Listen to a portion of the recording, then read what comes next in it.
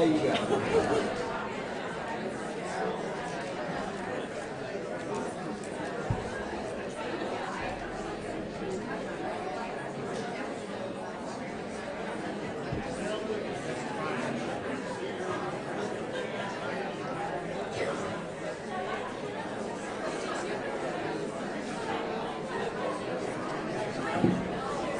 All about this life.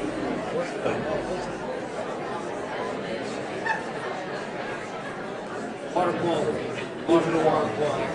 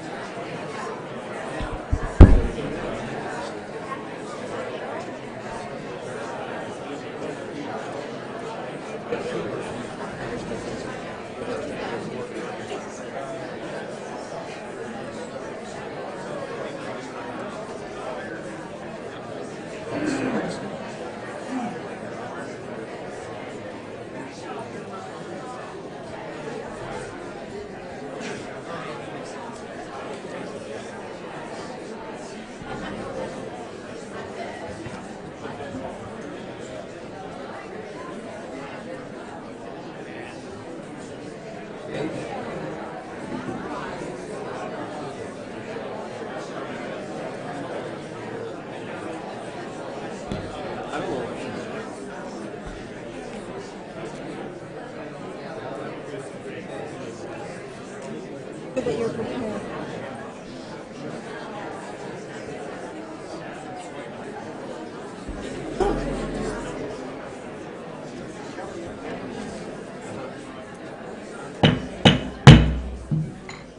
We'd like to call this meeting in order. We welcome you all here today. This is the County Commission meeting for July 23rd, 2019.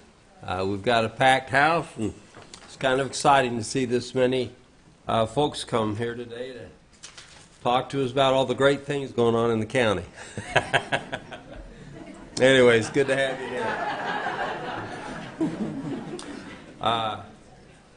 We're going to start this meeting today by having an invocation by Ricky Hack, a pledge of allegiance by Ashton Wilson, who's the director of the fair, and thought of the day by Commissioner Jenkins. So, Ricky, we'll go with you first. Please join me in prayer. Our kind Father in heaven, we approach Thee this morning with gratitude for our blessings. We are thankful for the free country in which we live. We're grateful for the establishment of government to help protect our rights, many of which come from Thee. And we pray for wisdom today as our county leaders make decisions that impact the lives of so many citizens. We are grateful for the participation of the citizens and pray that today, as we talk about issues and concerns, many of which stir up strong emotions, that we can do so openly and honestly and with respect for each other and for the varying competing interests that happen throughout the county on various issues. We love Thee and are grateful for the grace that Thou hast shown us, and we pray in the name of Jesus Christ. Amen. Amen.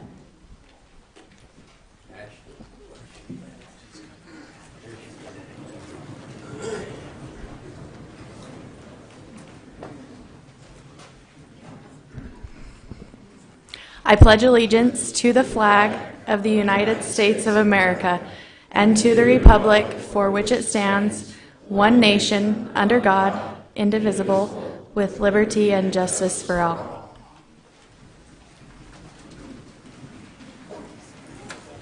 Thank you, Ashton and Ricky. We appreciate you both offering those services today.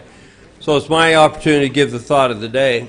And you know, it's a wonderful time of the year, 24th of July, and there's reasons, of course, that the pioneers came to this part of the country, and we've all benefited because of it.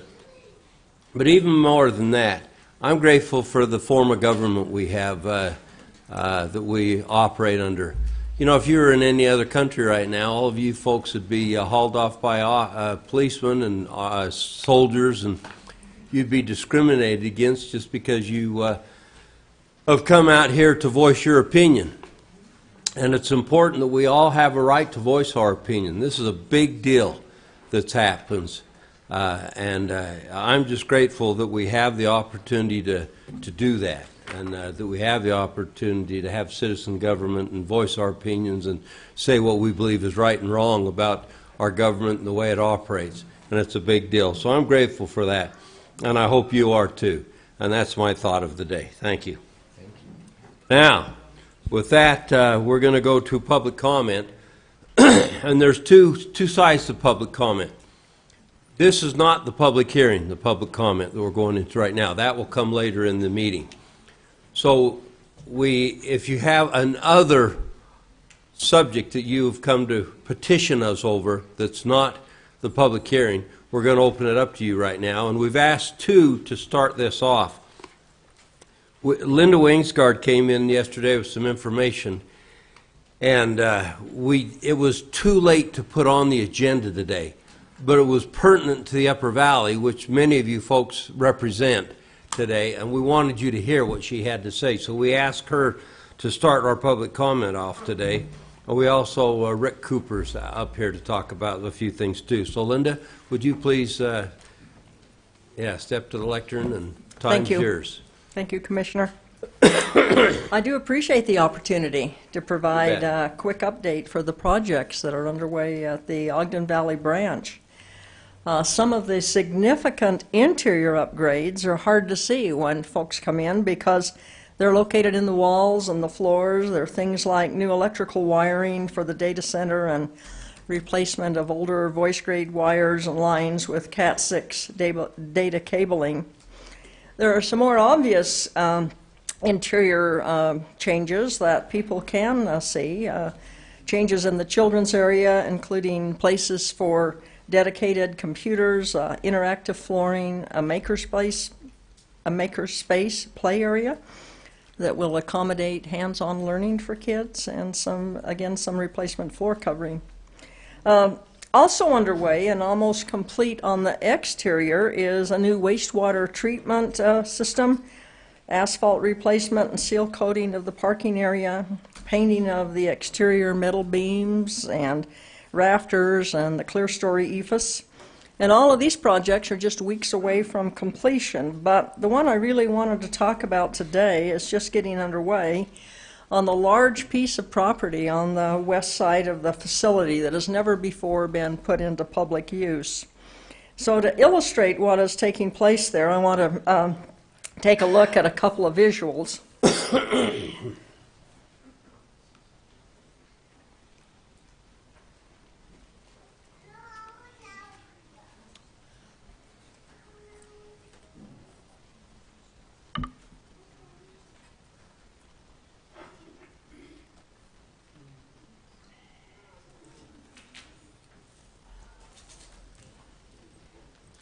So this is the site plan for the Ogden Valley branch, and you can see here the footprint of the building.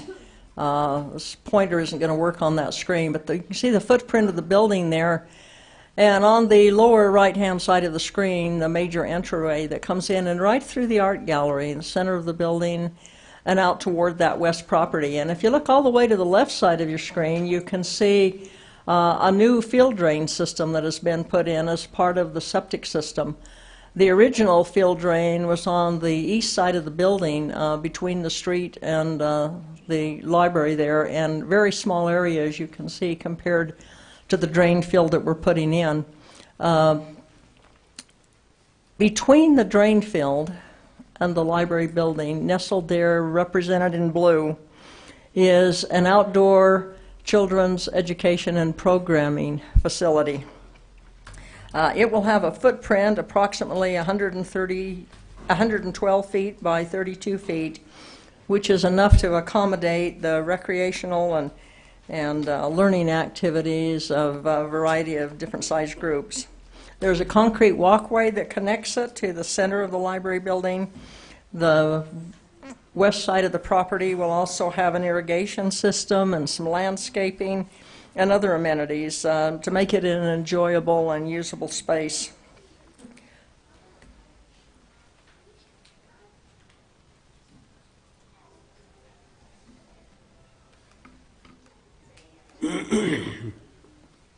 Here's an architectural rendering of what it's going to look like. You can see it has a retaining wall on the west, which is meant to accommodate the sloping terrain, and it's embedded with power and data and AV connectivity.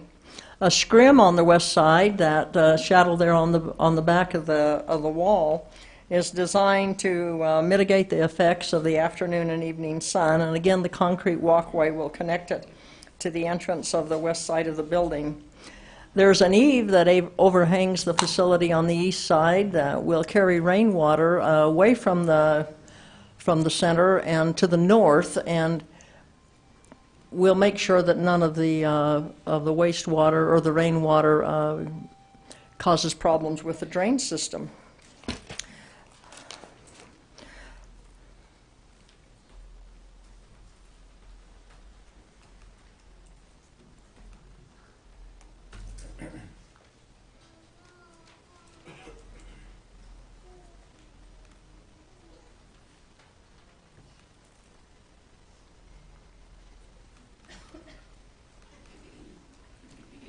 This is just another view, this time from the southwest, to get a better view of the retaining walls that will accommodate the slopes on the property. Those who visit the Ogden Valley branch are aware of a familiar large metal sculpture that is in the gallery area. It's a large sculpture of a rooster, and it's really an outdoor piece that has been waiting for an appropriate place to be installed. And if you can see there, right in that center bay, there's a small concrete bier that will serve as a pedestal for this rooster sculpture. And we'll kind of designate the facility as a place where people in the valley, their friends, their families, and library users can come home to roost. Our goal was to have this outdoor construction completed by August 31st and the landscaping and education center completed by the end of October. So Linda, can you tell us why that's not just a Bowery? Because I asked you that question yesterday. And It's not just a Bowery because it's so flexible. It does have audiovisual and data and electrical capabilities. It's very flexible because there will be tables that can be set up and taken down. It can serve as a dance floor. It can serve as a picnic area. We can do all kinds of educational activities there, such as summer camps for kids or family reunions for folks. It is like the library to the east side of it. It's a completely flexible educational space. When this is completed, it's being completed with a portion of the savings that came from the library capital bond. The Ogden Valley branch was the first project undertaken, and we wanted to make sure we didn't overspend our budget. We came in a little under budget, and I appreciate the commissioners allowing us to circle back now and make these improvements in the Ogden Valley branch. They were needed, and it will bring this facility up to the same stellar kind of forward-facing library facility that the people enjoy throughout the county. This is going to be a real renovation of what can be provided there, so we appreciate your support. Good, thank you, Linda. Commissioners, questions? Oh, great. Commissioner? Yeah, I would just like to thank Linda for her insight into making sure that our Ogden Valley branch has as many resources that our other branches across the county do, and that we're very fortunate to use a portion of that bond money in the savings that we were able to achieve on the other branches to put back into Ogden Valley. I look forward to seeing this education center. I won't call it a Bowery because it is more than that. It's an education center, and the public, I know in the Valley, will very much appreciate and use this facility. So again, thanks to you, Linda, for the foresight in making sure this gets complete. Thank you, Thanks, Commissioners. Linda. Thanks, So a Linda. few folks are standing up around. There's a few seats over just outside the glass. There's some seats up to the front here. There's 6 or 8 seats over here on the left-hand side. There's some back here on the left. So there's plenty of room to sit if you'd like. Okay, Rick Cooper, you're here. I see you walk in. Could you come and tell us what you had to present today? Well, hopefully you guys will like this. Hopefully. Good morning, Commissioners. How are you today? Good morning. Today's one of the days, if we don't like it, you might get hit with something from the back. Would you at least give me a heads up so I can duck? Hey, I just want to let the Commissioners know, as effective July 19th, we went into full fire restrictions for Weber County. That'll include all unincorporated county lands, east and west of Harrison Boulevard. I'm not real concerned with west of Harrison Boulevard, more the upper valley east of Harrison. The state order came down on Friday, and it will restrict fireworks for the upper valley and east of Harrison Boulevard, open campfires, which I'm looking at primitive campfires, rock rings out in just out in the grass, but improved fire pits, which are NFPA approved, are still you can still use those. And cooking fires, of course, in the backyards are good. Would you explain to us what a NFPA approved pit is? Sorry. An NFPA is a National Fire Protection Agency, or association, excuse me. They set guidelines for specifically how fire pits are designed, and so they reduce the potential for spread. Very good.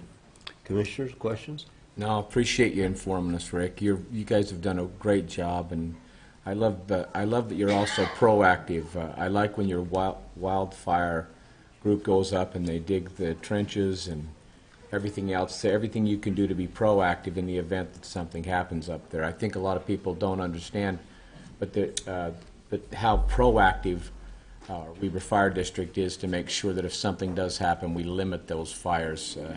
And that's great. I commend you and your group for that. Thank you, Commissioner. I appreciate that.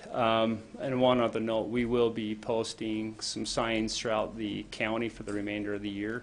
No fires and no fireworks. Rick, if they want additional information online, where do they go for that? They can visit Be Ready Weber. We'll have the restriction notices placed, and Weber Fire District's website also. Our Facebook page will have them posted there, and then all the fireworks stands are being posted, and I'll be posting things throughout the Upper Valley in the next couple of days. Great, thank you. Thank you, sir. Thank you, Commissioners. You bet. So there's one other announcement I'd like to make this morning. Starting last evening, we have a Facebook posting that's going around out there that shows a dog at the Weber County Animal Shelter. And on the ground, right next to this dog, is a thermostat showing 89 degrees. And, of course, the post has to do with what a poor job we're doing controlling the animal shelter and what is going on there. So this morning, we've been running that down. We've had some heating and air conditioning folks out there. We've been checking, and I'm not saying that our heating and air conditioning is perfect, but it is not dysfunctional. It is functional right now. It's working just fine. And the best we can, to our knowledge, that we can come up with, this is a bogus post. It is not true. And what's happening there is not right. And it appears that somebody's just trying to whip up a bunch of people to come protest. And we don't understand that, why they're in such a rush to do this. But like I say, we've done the best we can. We had multiple groups up there to check this, to make sure that we're not just spewing things that are not true. And we cannot find, is that right, Commissioner Florida? This is your portfolio. Why don't you go ahead and talk about this? Yeah, so I've been on the phone with Sheriff Chief Roundy since about 6 o'clock this morning. They actually were out, the sheriff and his team were out at the shelter last night up until about 11 o'clock, Mr. Chair. And so it was decided that, and it had been checked in the past week, actually, and no issues or problems existed at that point in time, but because of those recent posts, he felt it was necessary, I felt it was necessary to have him go out. So we actually had a team on at the facility this morning around 7 o'clock. They checked all the HVAC units. They all are working, operational, holding temperatures very steady at 75 degree. That would be balanced. That's a thermostat on the wall. You might have a one degree differential between the floor and ceiling, but not anything that would be of consequence. That was checked out and confirmed by the sheriff within the last 60 minutes. We have another team, independent team, from an independent contractor going in this afternoon to re-verify the numbers that I just told you. So it doesn't appear that we have a malfunctioning system to any extent, but we will get to, we will find out, and if there are corrections, obviously we can be made, but it appears at this point in time that the system is fully functional, operational, and those temperatures are well within the means of what is dictated by our policies. And has it been this way for some time? I mean, it's been functioning. We've not received any notice from anybody or anybody within the shelter that they've had issues. I actually checked into that, Mr. Chair, and I've received no information that would show that there's been any request from the shelter or other departments that system needed to be repaired or replaced over the last 2 years that I was able to research. So the information that has been passed on that the commission in the past turned down any repairs is not factual to any extent. Very good. Which makes, that's just not something that we would No, ignore. not do, ignore. So we will get to the bottom of this and find out what the issues. Obviously, there's some issues with some people out there. We're not exactly sure what their issues are, but the issues are not with our system. Well, very good. So the post was made by Michelle Holbrook, and in there she said she'd contacted or tried to contact the county commissioners multiple times. So we checked this morning, and we have had no calls that we can identify to her. And each one of us individually verified that we've had no calls. Correct. So this appears to be a hoax, to the best of our ability and knowledge. So we're just letting you folks know that, and we try to run a tight ship around here, and when something like this happens, it upsets you because you feel like you're failing somewhere. And the fact of the matter is we've not been able to verify anything that has happened that's wrong. So there you go. That's our report to you. Well, very good. Is there any others that would like to petition or talk to us today on a public comment that's not associated with the gravel pit? Very good. Yes, sir. Now, when you speak, I've been told twice this morning, you have to tell us your name and what city you're from and your address. My name is Gary Haas. I'm from Eden, Utah, by Wolf Creek. Yes, sir. And I appreciate what you said on your opening statement, that you said this is a government by the people. I was taught by my mother not to address people behind them, so I'm speaking to you in front of you. How many people here are really here for other than the gravel pit rezoning? Show me your Gary, hand. Wait a minute, Gary, wait a minute. hold on. No, you're out of order. You are here to petition us. So I allowed you to go a little extra there, but when you start asking for a public vote, this is not what this is about. I'm not asking for Okay, public vote. so I'm just face asking us for a show and of talk to hands. us, and you're not talking to the crowd. Okay? You understand that? Yep. Okay. I will turn sideways then. Okay? I didn't bring my cowboy hat. So anyhow, how many people are here other than the gravel pit amendment? Yeah, you're still doing the same thing. I'm just Come asking a on. question.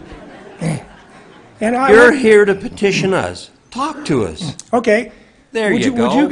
Would you guys consider changing your agenda so all these fine people here could go home early rather than putting the agenda last? Thank you. Thank you. The agenda's been set, Commissioners. Does anybody want to change that? Okay, I guess not. Yeah, Commissioner. I wouldn't mind that. In fact, I would make a motion that we. I'd make a motion that we go ahead and change the agenda. Chris Crockett, you don't have any problem with that, right? We don't have any legal issue with that. We change it here. You're allowed to. Can we do it after we approve the consent item?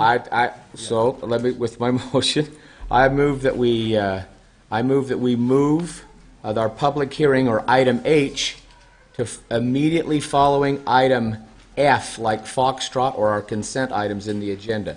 Great. So H would appear in front of G. I can handle it. Second. I have a motion and a second. All in favor, say aye. Aye. Any opposed? Good. All right. Is there anybody else under public comments wanting to comment? See none, we'll go ahead and go to item F, which is the consent items. First item is a request for approval of the warrants, 1889 through 1901, and 441166 through 441387, in the amount of $1,374,027. Request for approval of purchase orders in the amount of $168,263. Request for approval of minutes for the meeting held July 16th of this year. Request for approval of business licenses. Requests for Weber County Attorney's Office for approval of two surplus office chairs and a filing cabinet. Request for a Weber County Fleet for approval to surplus a Bend Pack 10K 2-post lift out of a 2010 Ford Fusion and a 1995 white GMC Transport. Request for consideration and action on a request to delete certain discontinued delinquent central assessed parcels and their associated tax penalties and interest from 1991 through 2004. So that, I think we all talked to John Bond on that. Yeah, those are some taxes that from 15 years ago. Well, they're from And more.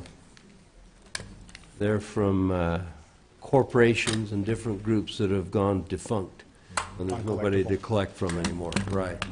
And final is a request for approval of contracts by and between Weber County and following ramp organizations: Ogden City and Union Station Museum updates, Ogden City the Corner Hub, Ogden City Arts Program, Tribal Love Dancer Dance Outreach, Union Station Foundation Sesquicentennial Gala video, and the Washington Terrace City Romer Park parking lot. So we've all had a chance to go through theirs. Ricky, do you want to go ahead and go over the warrants? You bet. As far as purchase orders, we issued 33 purchase orders this week for $168,000. One-third of that amount, or $58,000, is for the IT department. That was for operating system upgrades for the sheriff's office. Another third, or $57,000, is for the conference center, and that's primarily to purchase concessions to pay for labor, as well as the Ogden Musical Theater production that's going on. 10%, or $18,000, is for the recorder's office, and that will purchase new document scanners. 9%, or $16,000, is for the Golden Spike Event Center, and that is primarily to purchase and rent equipment for the fair. And 8%, or $13,000, is for the library, and that is about half of that amount is electronic media for patrons, as well as some software maintenance. As far as checks, we issued 233 checks this week for $1.4 million. 15% of that, or $200,000, is for the library, and that's for some of what Ms. Wainsgard spoke about, Pleasant Valley Branch landscaping, as well as purchase of books and materials. 14%, or $190,000, is the monthly contribution that the county makes to Weber Human Services. 13%, or $172,000, are ramp awards. Those went to 4 entities, including Ogden City, that received the bulk of that amount. 8%, or $107,000, is for the county fair. That's for for entertainment and services that will be provided at the fair. The majority, about half of that amount, is for the demolition derby. 7% or $100,000 is for Weber Pathways. That's a donation of trail-related impact fees that goes towards that organization. And 6% or $86,000 is the monthly contribution to the Convention and Visitors Bureau. And then lastly, 5% or $70,000 is for the jail.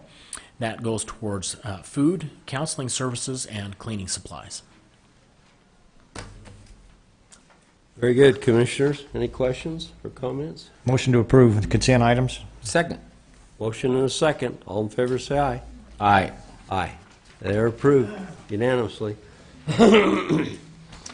All right. But just so you folks understand, we don't just, well, we did kind of brush through that quick, but we spend several days getting ready for that moment. So we've reviewed all these and gone through them. All right, next item up on the agenda will then be our public hearing. So I'm looking for a motion. Gage? Yes, Mr. Chair, I'd move to adjourn our public meeting and reconvene into a public hearing. Second. I have a motion and a second. All in favor, say aye. Aye. Aye. We are now in a public hearing, and we operate a public hearing a little differently. So the public hearing today is to consider and take action on ZMA 2019-04, which is a request to amend the zoning map to rezone approximately 14 acres in the Upper Valley from AV3 to G2, zoned for at approximately 4720 East and 2650 North. And that's the purpose of the public hearing. Mr. Ework, time's yours. I appreciate the information that you disseminated to us. I spent a little time on that last night, and it was interesting to go through it. Sorry for the lack of brevity in that. There were a lot of comments that came through over email. There's still some comments trickling in, so anyone who may be in the crowd who has submitted a comment in the last couple of days, those would be in your email inbox rather than what you see in your packets. So what you do have before you is a request to rezone property from the AV3 zone to the G zone. I think the agenda says G2 zone. It's just the G zone. The G zone allows for gravel pit operations. If the property is zoned to the gravel zone, the applicant or the owner of the property could then petition the county for a conditional use permit to operate a gravel pit thereon. So the property that you see, excuse me, on your screen in red outline is the property that we're talking about. This is the approximately 13 to 14 acres of land. It is excuse me, it is adjacent to the existing commercial area and manufacturing area of the Ogden Valley. This is one of the more prominent commercial areas of the valley. This is the four-way intersection of Eden, and the only manufacturing area within the Ogden Valley as well. If the zone map is changed, it would change that way, just provide for a gravel zone right in that area. Adjacent and kitty corner to the gravel zone to the south and east is the county road sheds. So there's still a type of manufacturing use that's happening there on, even though it's by the county. So here's a closer up of the subject property. To the east you see Snowcrest Junior High School. Southward and eastward, you've got some open land uses, agricultural uses. Just to the south and east, you've got 3 residential parcels with residences currently inhabited there. So, Charlie, can you go back one slide? Sure can. So you see where the county sheds are there? Mm-hmm. To the south, there's a triangular piece of property right there. I had a laser there. Yeah, the triangle property. You see that's a landscaping operation, as I understand. Right here. Mm-hmm. So what's the zone of that? That's not in the M1 or MV1. It's not. I believe that parcel is actually owned by Weber County. I don't know if we're leasing it out or what exactly is happening there, but it is in the AV3 zone right there. Really? It's in ag zone. You think yeah. Sean, can you speak of that? Yes, Commissioners, we do. State your name. Sean Wilkinson, Thank Weber you. County Community Development Director. Commissioners, we currently do lease that parcel to a landscaping company. We have done that for the last several years. There's a contract in place that was approved by the County Commission. So it is our property. It was previously part of our road shop, which we don't currently use. And so we did lease it out, and we make a little bit of money doing that. Okay, thank you. Sorry, Charlie. No worries. Thank you, Sean. So I'm just going to bounce through some of the maps that you have in your staff report. You've got floodplains on the property that experience those bounds right there. There is a 100-foot stream corridor setback that we've adopted in county code. The stream corridor setback is more for development purposes. It's not immediately clear whether or not a gravel pit would be development purposes. The concrete batching plant would be outside of that corridor setback area, and I'll show you where that is momentarily. We do have a fault line that is not super active, but partially active, that comes through part of the property. Not exactly sure how exactly a gravel pit would affect that. And that kind of leads to a point that I made to the Planning Commission and yourselves in the staff report. The zone is just an idea for the landowner of whether or not they can have a gravel pit there. When they go to get a conditional use permit, we're going to ask for all the science to back up the idea that harmful effects can be mitigated. So if there's a fault line or some other issue, we will make sure that those harmful effects are mitigated by the applicant. What you see here is the site plan submitted by the applicant. You've got the pit will be on the east side in that kind of green square. Excuse me. Oh, lost my pointer. So the green square on the west side of the property near the western boundary. And then the batching plant will be on the east side of the property, and you can see some proposed areas for stockpiling there. So a few issues or concerns that staff had that we brought up to the Planning Commission is transportation impacts. You've got going right down that road, which is or turns into a dead-end road. You've got seminary facility that the junior high school kids cross the street to get there. We've got a intersection that doesn't meet at a 90-degree angle, which could cause some challenges for turning trucks when they're coming from the north. It's another view of the intersection looking northwest. A view of the intersection looking southeast. And then a view of the intersection looking northeast. Other concerns we had with the operation is if we increase the truck traffic that comes to the area, we're going to want to possibly see some improvements to the infrastructure that's there. Heavy truck traffic, as they slow down or decelerate, they tend to push asphalt, especially if the asphalt was never constructed to the appropriate thickness, or the subbase was never constructed to the appropriate thickness. What you see here is an excerpt from a pamphlet that our engineering division have. They're kind of looking for a test area to test out some fiber in an asphalt overlay, which could help support heavier truck traffic. Always a possibility to ask the applicant for this if the rezone gets approved. There are going to be noise impacts. There is a rock crusher that's going to be on site. They're fairly noisy.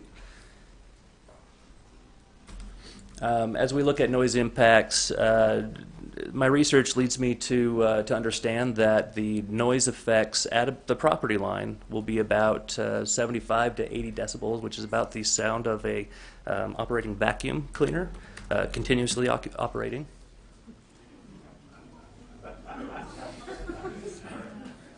So permits that will be required by the applicant are pretty voluminous. There's a lot of different permits that they're going to have to get, especially for this site.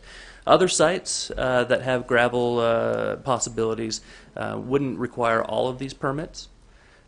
This particular type of use, I've confirmed with the State Division of Mining and Gravel, wouldn't be regulated as a mine, and so it would fall within the jurisdiction of Weber County. to determine whether or not it should be permitted or would be permitted. But you can see all the lists of oversight and permit requirements that the applicant would need to get. A lot of those are because it's right adjacent to a river corridor. So as we look at whether or not a policy change, this is a policy change, this is a legislative action. As we look at whether or not a policy change is merited, our county code encourages us to compare it to the existing general plan of the area. The existing general plan outlines a community character vision. And the 6 points I pulled out from that vision, which there's still more in there that I think could be applicable, but the 6 points I focused on are these 6 points right here. Stands of trees, peace and quiet, clean air and water, abundant wildlife views, and historic Ogden Canyon. So this is, when we work on the general plan, this is what the public told us they see their community as. And so uses should complement or at least balance the desire to maintain this community vision. Stands of trees, there will be some tree removal, but the applicant assured us that they will keep as many trees as they can. In fact, their stream alteration permit would require as many trees that are there to remain if possible. Peace and quiet, as we mentioned, there is that rock crusher that will be on site. So there will be a noise effect. Clean air and water, we're not exactly sure how this is going to affect water quality. We don't have all the science in to tell us exactly how it's going to work. But adjacent to the site, Eden Water Works has a well. It's a shallow well. It takes from a shallow aquifer. There could be some effect there. As far as clean air goes, there's truck traffic, there's dust, there's emission. So there are a few things to consider there. Wildlife, probably not going to see a lot of wildlife on the property with the rock crusher right there. As far as views goes, this isn't a hole. If you have property on the upper side of that slope, on the west side of the property, you'll probably be able to see down into it. If you have property right adjacent, you'll be able to see it. But from the highway, you can't see this property. So in that respect, it's probably a prime property for things that are worthy of being hidden. And then Ogden Canyon is another point that the general plan makes. Reducing the traffic in Ogden Canyon is a really important outcome that we're trying to implement. Ogden Canyon is controlled by UDOT, so we don't have a lot of control over truck traffic or heavy traffic there. But the applicant has suggested that they may be able to reduce some of the traffic that comes up and down the canyon. And that could be true if the vehicles that are hauling material to and from this site are already in the valley, not coming up from the Ogden Valley. Oh. So the plan also suggests that there are some village areas that the community wants to see in the future. And this Eden Four-Way is probably the most prominent village area and probably has the best prospect for future commercial operations. The idea is to kind of have a recreation resort feel to it, commercial, street-oriented commercial shopping experience, and maybe in time have an ability to transfer development rights into this area and remove some of those rights off of the open spaces. So there's a lot that this community or this small commercial node could potentially help satisfy as far as the general plan goes. And this mining operation would be right adjacent, or this gravel operation would be right adjacent to that. If you're looking at the type of streetscapes that we're looking for in these areas, you can kind of see generally the architectural standard that the plan suggests. So I told the Planning Commission that the majority of the concerns of a gravel operation, whether here or anywhere else, can probably be mitigated. It's a lot. There's going to be a lot of mitigation necessary.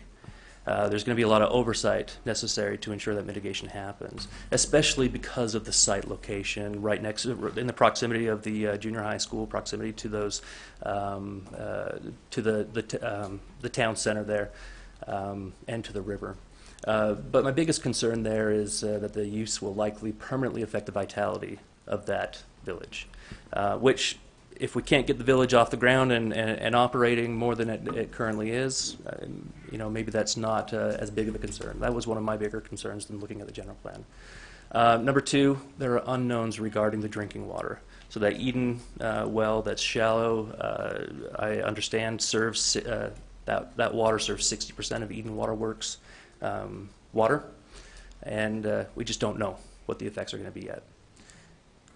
And then governmental oversight, I think, is going to be, it's going to require some changes, some organizational and financial changes, I think, to make sure that we are appropriately overseeing the use.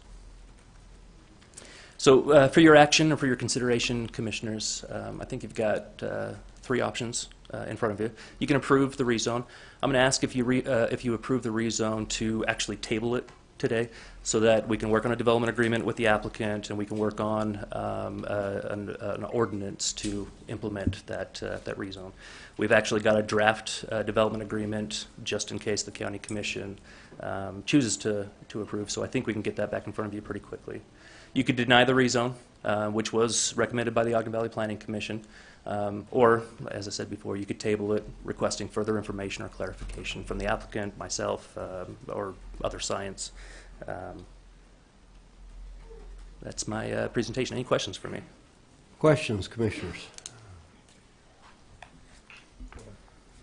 I appreciate the information you've gathered from, I know, Charlie, over the weeks. We've entertained a lot of emails, letters, correspondence, meetings, and other things, and this seems to be what I would consider a pretty fair capulation of all that information, and so I appreciate that. Thank you. Thank you. Commissioner Farrar? Charlie, great presentation. A couple questions for you. Have we been able, or have you been able to verify, there's been some data suggested out there that the Eden well could in fact be impacted by this? Have we been able to verify that with any significant value? Not yet. I'm going to assume that a representative from Eden Waterworks is here. Probably will speak during the public hearing. I may be able to address follow-up on that. But I haven't seen any science yet. It is a shallow well. I understand it's only 60 feet deep. And so anything that goes into that aquifer could potentially affect it. The gravel pit portion, where the extraction is going to be and where the crushing will be, is within their Zone 2 protection area, and so they wouldn't be able to have any source contaminants over there.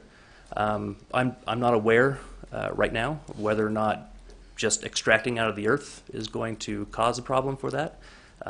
Could. Has the state engineer been asked for their input on this? Not yet. It would appear to me that the state engineer, water quality, would have some resources that could give us some information. Yeah, I agree. In fact, one of the conditions of approval, if you choose to approve, is to verify with the State Division of Drinking Water under the state engineer and water quality, just to verify that it won't affect the well. And if it does, figure out how to work around that issue so that we're not affecting. Okay, thank you. water. Thank you, Mr. Chair. Thanks, Charlie. We You bet. appreciate that. Bet. Is there somebody here that represents Eden Water? Sir, could you come to the front?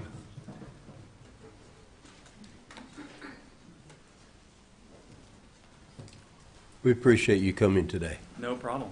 What's Good your morning. name? Ron Lackey. I'm the president of the Eden Water Works. Good. We've received a letter from you. Okay. Pull that mic to you. Speak up a little, onto the I heard microphone. him. Okay. Could you explain to us a little bit about this well? Yeah, so it's about 158 yards. That's not scientific. That's Google Maps from the well, and it's about 60 feet deep. And as our water operator Tom Summers has noted several times, the percolation rate there is very high. I think he said 6 inches of water down an 8-inch pipe in 24 seconds. So any kind of oil spill, chemical spill, fuel spill, and as far as our investment goes, not only do we have a well there that would be very expensive for us to go and find somewhere else, especially up there. You can't poke a hole in the ground without fighting with somebody. But we've also got a 1-million-gallon tank at that same location. So if something would happen to that well, not only would our shareholders and our friends and neighbors be out of water, short term and maybe long term, we would have a huge investment in going and finding out where we could replace that. And Commissioner Frower, you asked about any science. I haven't had the state, I haven't had any engineering, but what I can tell you is if you look at the Division of Drinking Water, their guidelines for us are to guard and look out for threats, and they call them potential contamination sources. And they have a list on their website of 50 potential contamination sources, and 3 of them are, number 11 on their list is concrete companies, number 29 on their list is mining operations, number 40 on their list is sand piles, and number 41 is sand and gravel mining operations. So I'm charged to look out 2 miles from, the board is charged to look out 2 miles from our well for any kind of threats, and now there's going to be one 158 yards away. And it's going to do nothing but cost the people, the shareholders, money to defend that. Sorry, you've made an assumption, and that's not necessarily correct. Okay? You made an assumption there's going to be one. Going to be... A gravel and mining operation. Oh, I apologize for that. I take that back. No, it's all right. I'm listening very carefully.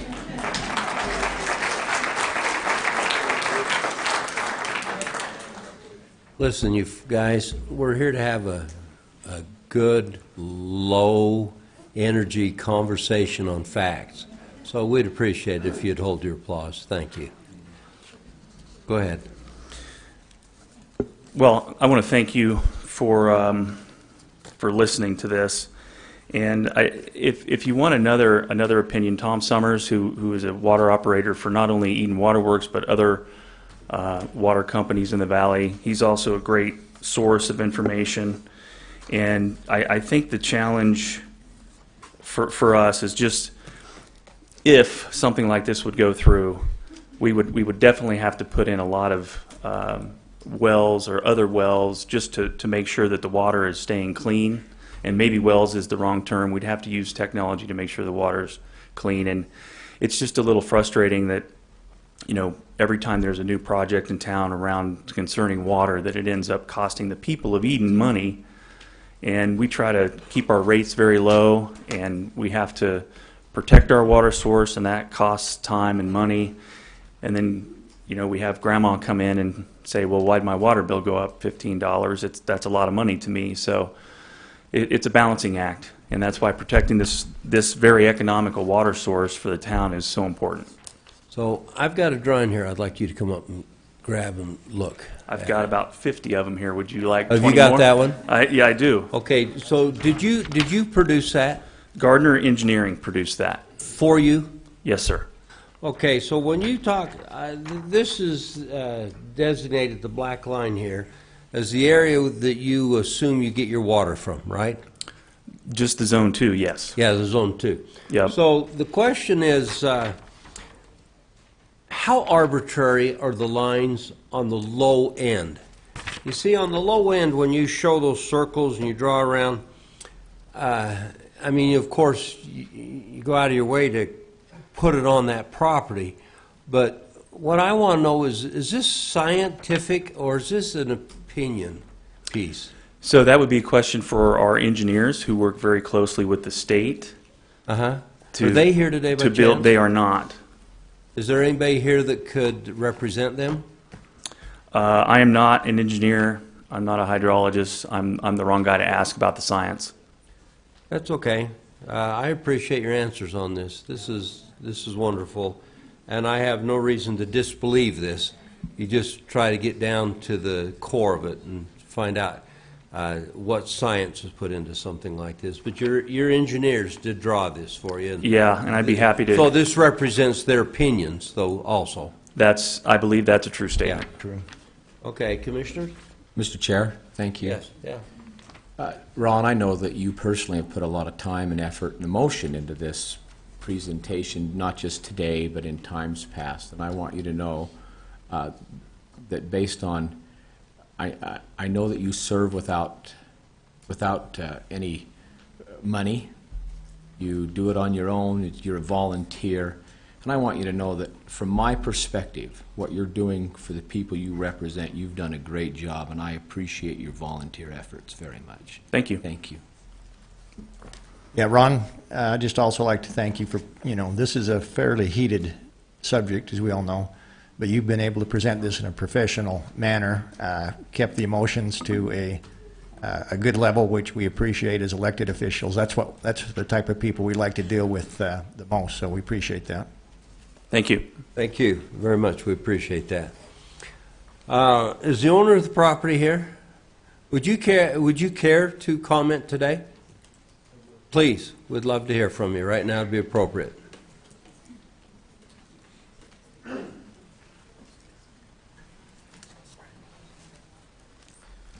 Well, thank you for allowing me to present, and Ricky, thank you for the invocation, and Commissioner Jenkins for your thought. You bet. Removed two of my first points on my presentation today. And I apologize. My name is Cody Hoker, manager of Levanta. I own a home in South Ogden. Okay. And a home in Minnesota. I split my time between the two states. My wife is from Utah, and my most recent daughter was born at McCady Hospital. Okay, that's enough, Cody. I know there's been questions. So the question I have, you're the developer, not the owner of the property. I am both. You're both. Sorry, I am both. Okay, that's good. Thank you, sir. Thank you. I appreciate your service and don't envy the position you're in to have to make this decision. I know it impacts the lives of many, and you have my confidence. I really appreciate the way you guys conduct yourself here and the way you take care of things. I do know that to determine what's in the best interest, that is the standard set forth for a rezone, and what's in the best interest of the county, that's a hard to quantify or a measure. And so I believe that you know it when you see it. And I have great confidence in your ability to determine that for your county. I don't pretend to know what that is. But I do know that I don't do much with the social media, but my wife has kept me up to speed, and I think they actually convinced her that what I was doing was going to harm the community. It wasn't until I actually had the opportunity to explain things to her in a way that presented facts, much as you've been the victim of some misinformation in the county, that I regained her support. Now, I'd just like to say what it is and what it isn't. A batch plant is what we have asked to place on the property, properly represented by Charlie. And the batch plant is not a cement plant. So anybody opposed to a cement plant, you have a victory. As well as we didn't intend to make it a gravel pit. It was our understanding that to accomplish the purpose of a batch plant, a rezone had to occur. Now, we have, for the preceding owner, has been engaged in a river restoration project for over a year on the property, and I like to highlight that because I know previously the question came up about water and the potential contamination of that, and I appreciate that as a highly sensitive topic, and is not lost on me. As a human, I have no desire to impact anybody's water negatively, and as a businessman, you have no incentive to contaminate water for the liability. So our interests are mutually aligned in not contaminating the water, unlike other people who have not presented science. We have had our engineers look at it, and the state engineer has approved the river restoration project. That would not have been approved. I've been in the building, and on the floor right above is the drinking water. Everybody looks at it, and it wouldn't be approved in a joint program with the Corps of Engineers from the Army if there was a concern with the water contamination. So could you inform us or educate us on what the permits you have today through the state and the Corps allows you to do today? Yes, thank you. It would allow us, in any riparian scenario, the river's constantly shifting with the force of the flow of water, and it can have detrimental impacts. And the original restoration project was commenced with the intent of safeguarding the home sites, the homesteads along there, from the deterioration of this riparian movement. The river restoration project allows you to go in and impact the waterway in a way that allows it to flow instead of expand. It calls for the extraction, excavation, and removal of materials which have heretofore been trucked off of the location once removed, and would allow us that on a continual basis at increments of 300 feet. Does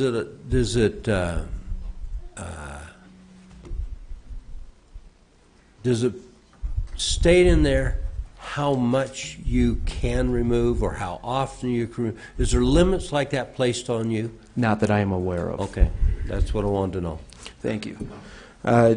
It was, for our interests, we felt that it was critical for the continued growth and development of the valley to supply concrete and remove the burden of having that trucked from the lower parts of your county into the valley. As someone who's attempted to build or enter into a contract to build up in Powder Mountain, I'm familiar with the expense associated with the lack of reliable source of concrete to have it delivered, because the American Concrete Institute and other governing bodies have set standards for delivery of when that concrete can be laid and have it meet code. So we felt that if we were able to, as part of this river restoration project, remove the material and use that material to create the inputs necessary for a batch plant, we would eliminate all the trucking associated with that process. And I'd just like to highlight what it isn't, and this can't be, it doesn't have the ability to become on 14 acres, 3 of which would be the batch plant, about an acre, which would be the river and the offset of the floodplain, reducing it to about a 9-acre area that would be rezoned sand and gravel. Even if I had the most grandiose ambition of a gravel pit, there's only so much earth and material that's been placed there, and it's not a mountain. My land is flat. It's a river bottom, which means I don't have the ability to remove and create a point of the mountain or a North Salt Lake type pit, because I don't own the mountainside. I only own the river bottom.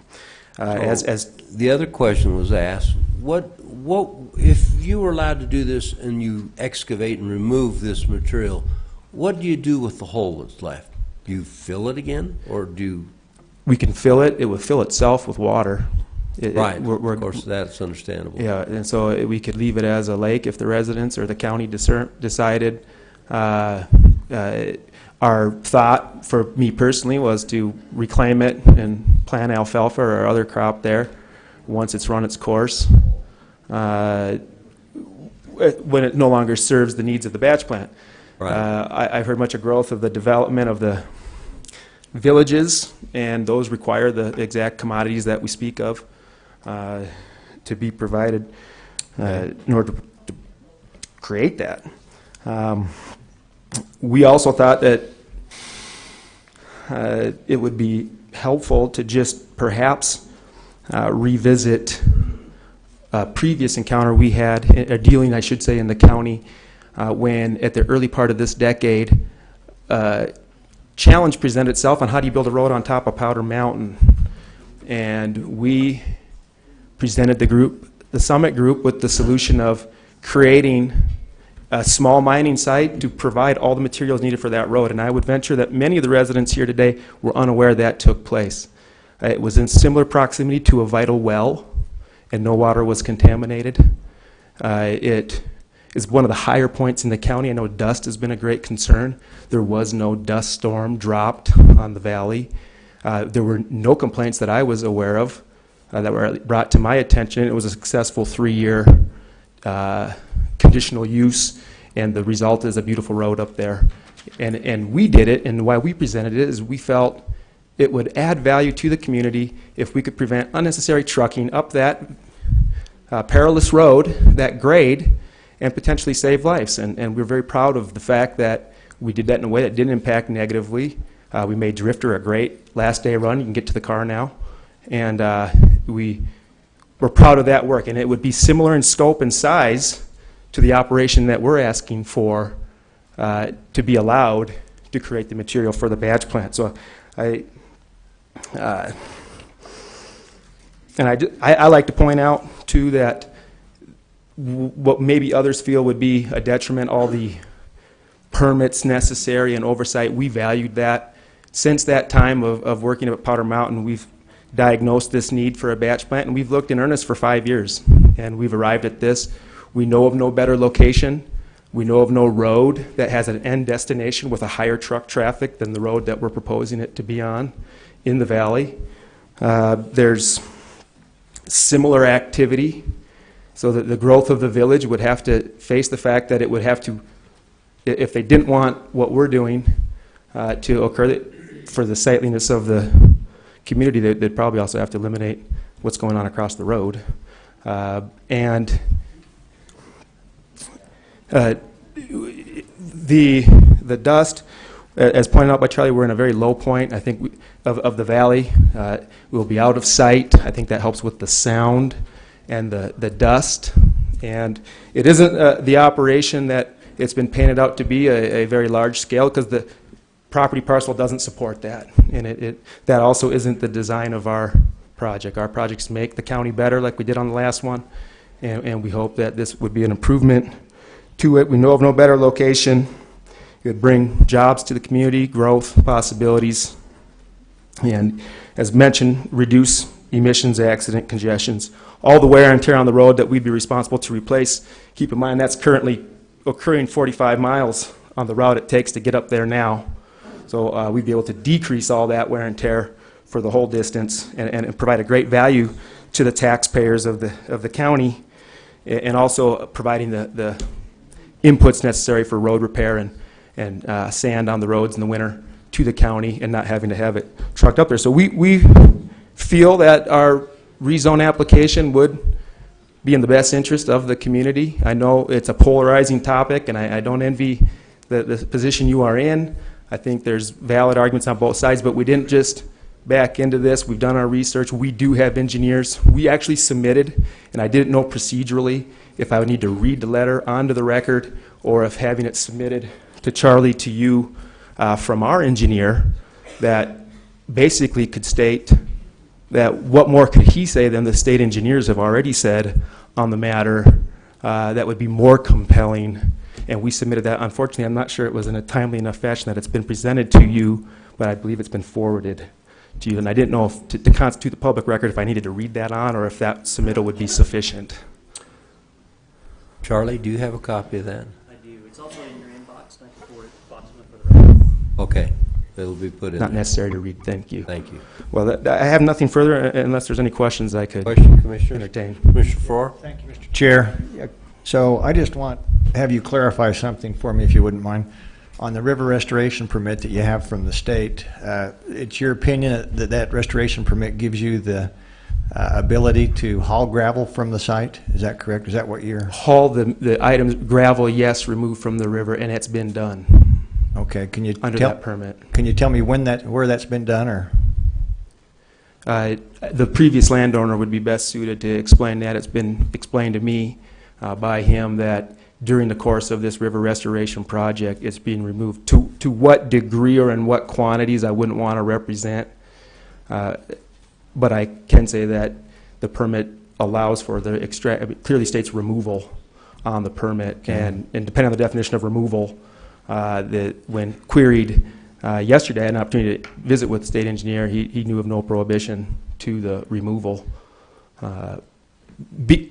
Definition of removal other than extracting it from the property and location.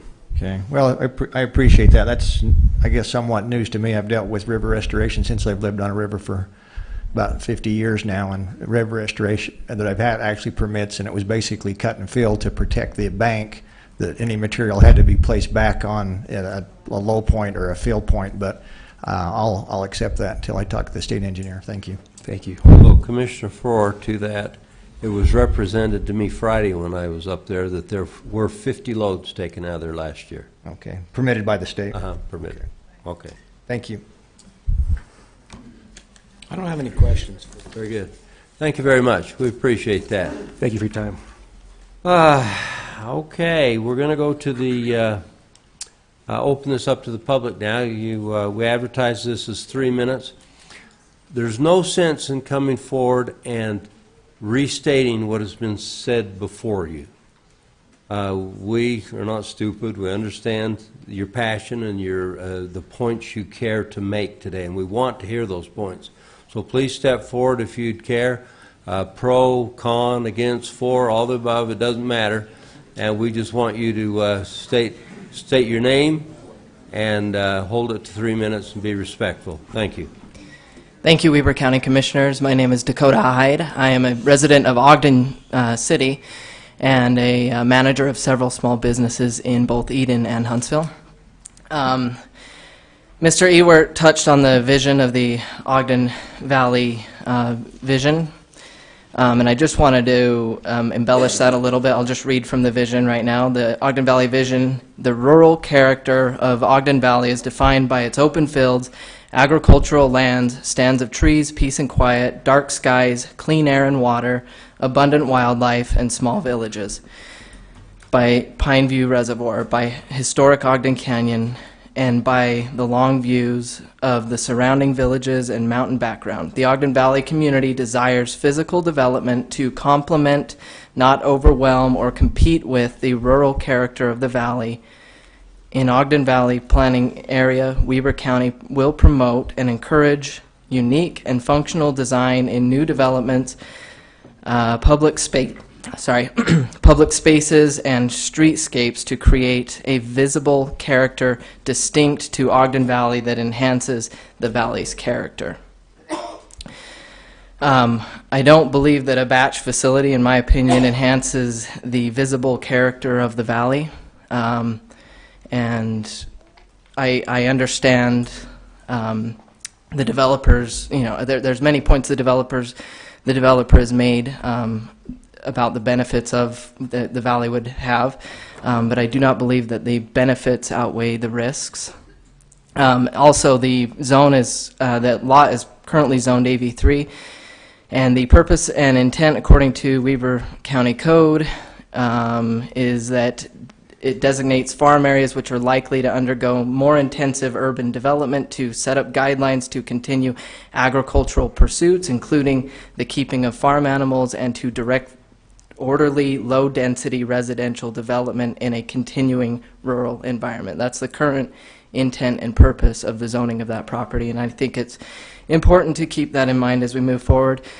Lastly, I also wanted to make a point about tourism and the tourism industry and tourism in the area. There's 3 very large demand drivers in the valley: Snow Basin, Powder Mountain, Nordic Valley. Also, Pineview Reservoir is a large demand driver. Tourism is a huge industry that supports the valley. Tourism supports almost 150,000 jobs in the state, brings $9 billion into the state economy annually, and it reduces the tax burden of every property owner, household owner in the state by $1,300 a year. So I think it's important to remember the tax burden relief that the tourism industry brings in, and to understand that that's a place that's heavily used for tourism, and to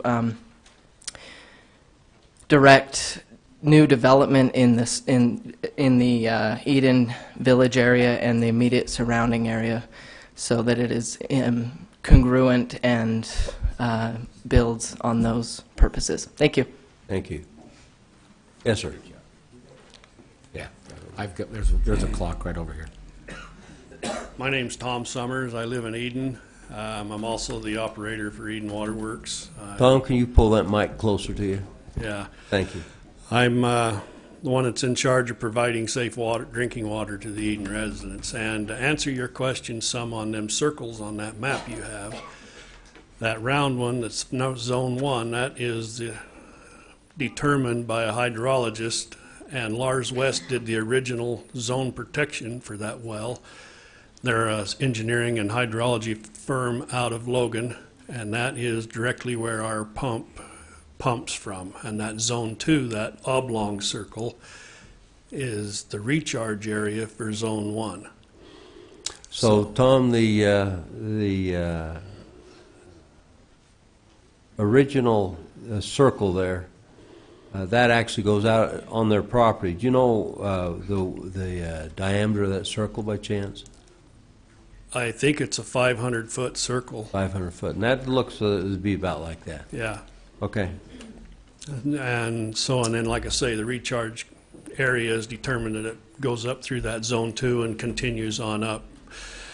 And then also, when Mr. McCafferty come to me and said he had a river permit for restoring and restoration of the river, it was to clean the river bed, take out the sandbars, replace the banks, and anything that, could be hauled out needed to be hauled out. And I am the one that hauled a lot of it out. And he told me also that he wanted topsoil so that he could do some restoration area and so he could make a better farm down there. I said, well, let's just trade. Well, I haven't hauled my part in, the topsoil back in, and then I found out that they wanted to take this one step farther. And the reason it was a trade is because they told him he couldn't sell the material. He had to haul it out. So, and trade it or replace it or give it away or whatever, but he couldn't sell it for money. So that's one point I wanted to clear up. And also, I would like to say that I am a certified perk tester for the Weber Morgan Health Department, and I went upstream about 2 miles and I did a perk test here about 6 weeks ago. And I had a witness from Weber County Health Department there. We had an 8-inch pipe, 8-inch diameter pipe with perforations in it. It was buried in the ground 12 inches, and we fill that up 6 inches from the bottom, and it's time to see how fast that drained out, and that drained out in 24 seconds. So I know that well down there in that aquifer is very shallow. Our pump's set at 60 feet. Our well's much deeper than that, but our pump is set at 60 feet. And I don't know right today what the elevation of the static water is in that well, but it would only take a half a day to figure that out. And I just think that if anything ever does go on there, it has to be limited. Anything happens on that property, it has to be limited to no deeper than the existing river bed itself. So that's what I have to say. Thank you, sir. We appreciate that very much. Good morning, Commissioners. I'm Scott Kelly, and I live in Huntsville. As luck would have it, I think I'm uniquely qualified to comment on this because I live on the edge of the old Stoker pit, number one. And number two, my company deals directly with the structural masonry industry, which is grossly involved with batching plants and concrete and gravel extraction and all those great things that, help build things. There's an array of pits around this area that can service this area, so I'll save that for just a second. But I've been living on the edge of the Stoker pit. It was closed probably in the late 80s, maybe early 90s.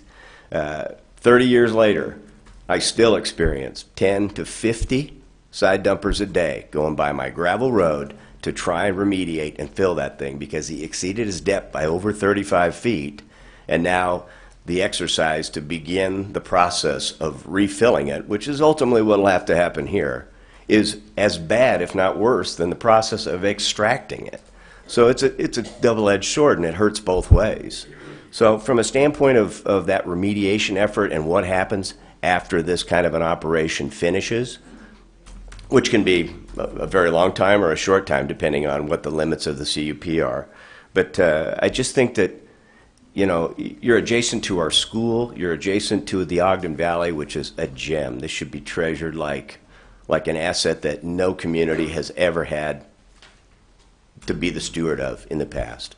And your jobs, I find, enviable because you have the opportunity to basically, determine what happens here. It's just so important. From a standpoint of the roads, I think that the roads, the noise, and the water pollution, there's a potential for that thing to liquefy with that much water down there. I mean, there's a lot of big risks. I mean, they're hard to calculate because it's nature. It's not just science. So I think those are important considerations, and we can't maintain the roads that we have now. I have a level 4 road that they can't come and grind the gravel off where that pit used to be, and it's been 30 years.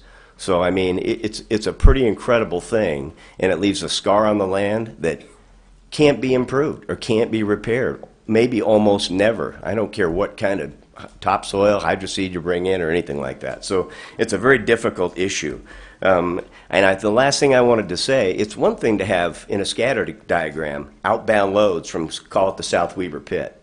It reduces the number of trips substantially. A scatter diagram that's centered in the heart of Eden with inbound and outbound trucks constantly is a whole different affair. I mean, it would create a traffic and an impact and a noise issue that would probably be intolerable.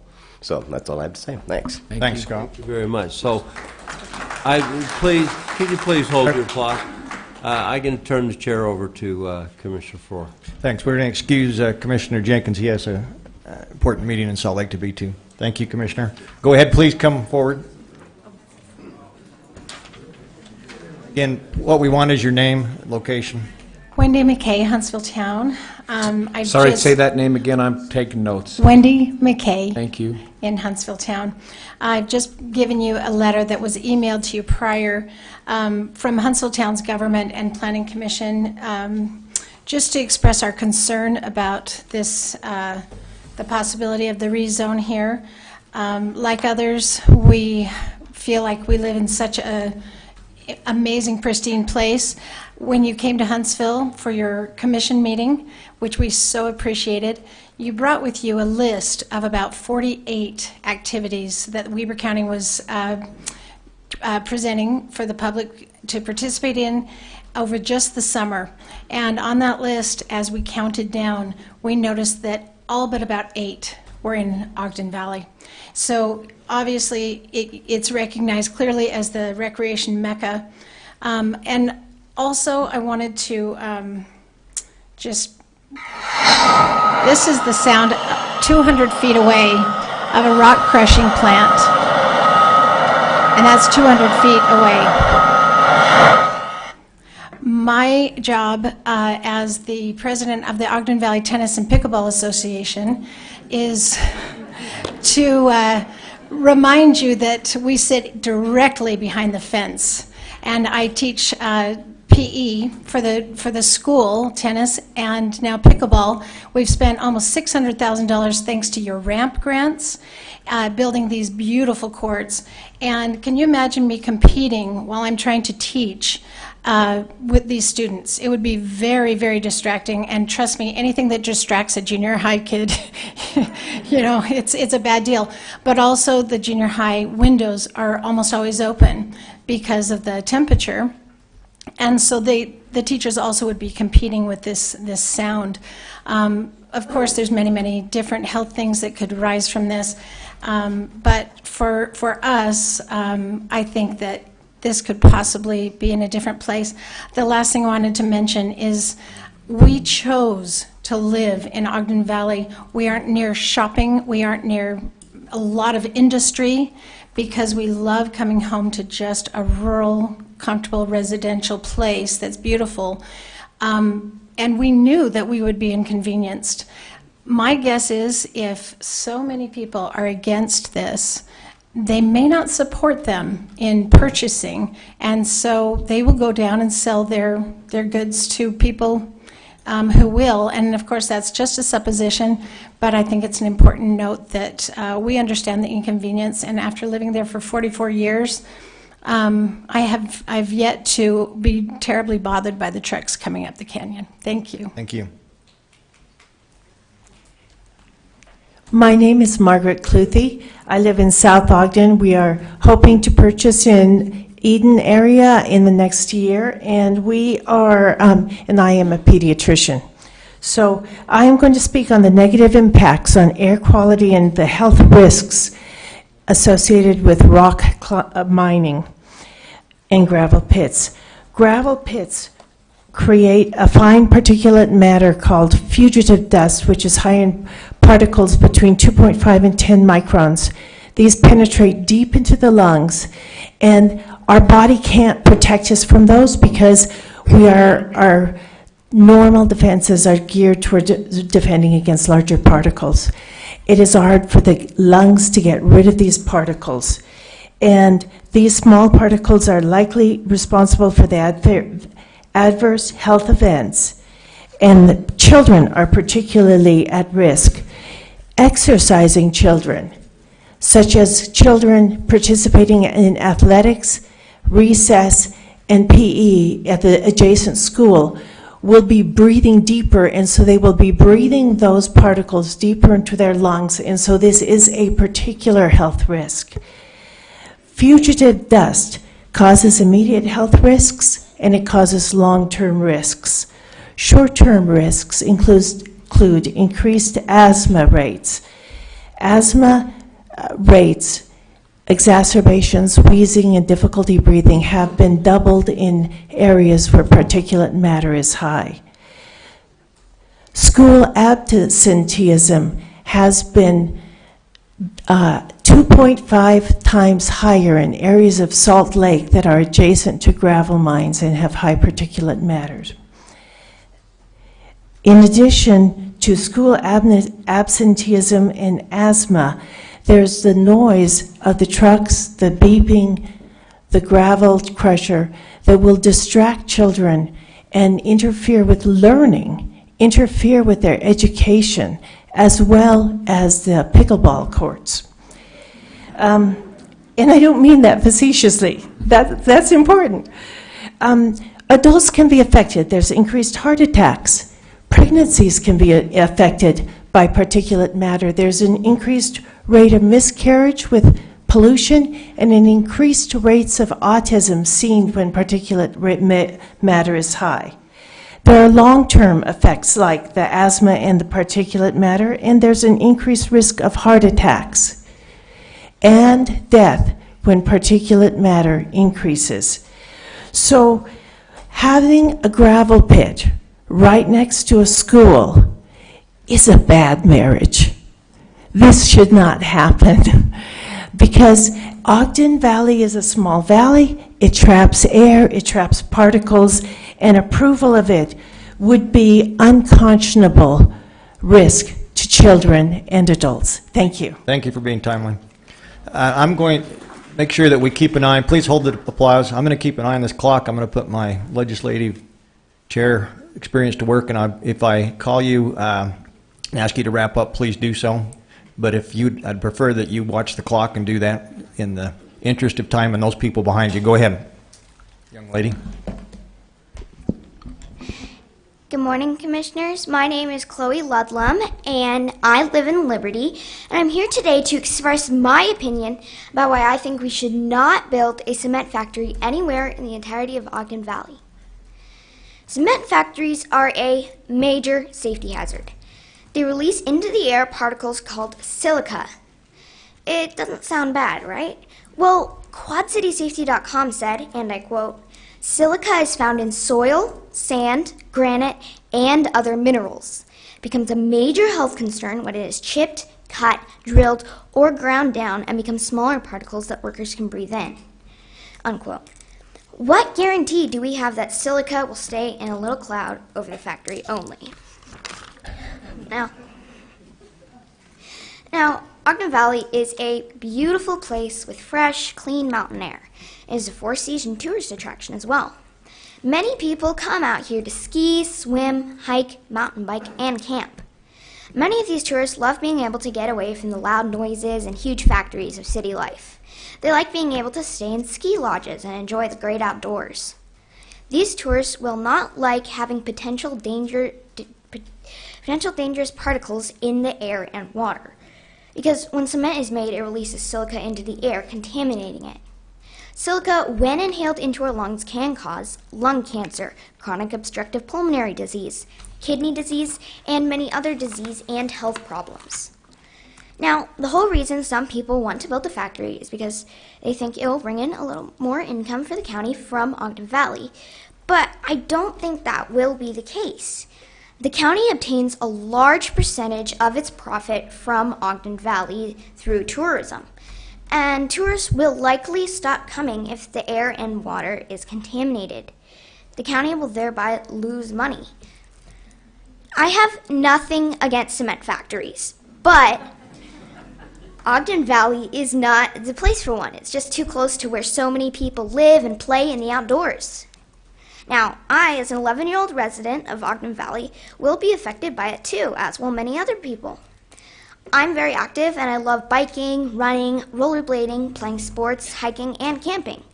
But I would be a little concerned about playing outside if the cement factory was put into place.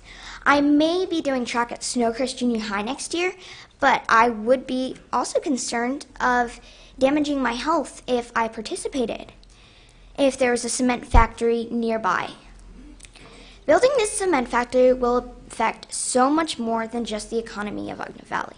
It will affect the lives and health of every person that lives and plays here. This is why I think we should not build a cement factory in Ogden Valley. Thank you. Wow, right on 3 minutes. Mr. Chair? Yes. If I may? Go ahead. If there's any Snowcrest Junior High instructors here, will you please make sure that Chloe gets her public speaking credits?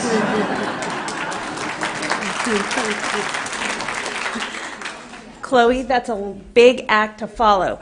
And actually, I was going to say a lot of the same things that she did. And I'm Shauna Miller, and I live in Eden.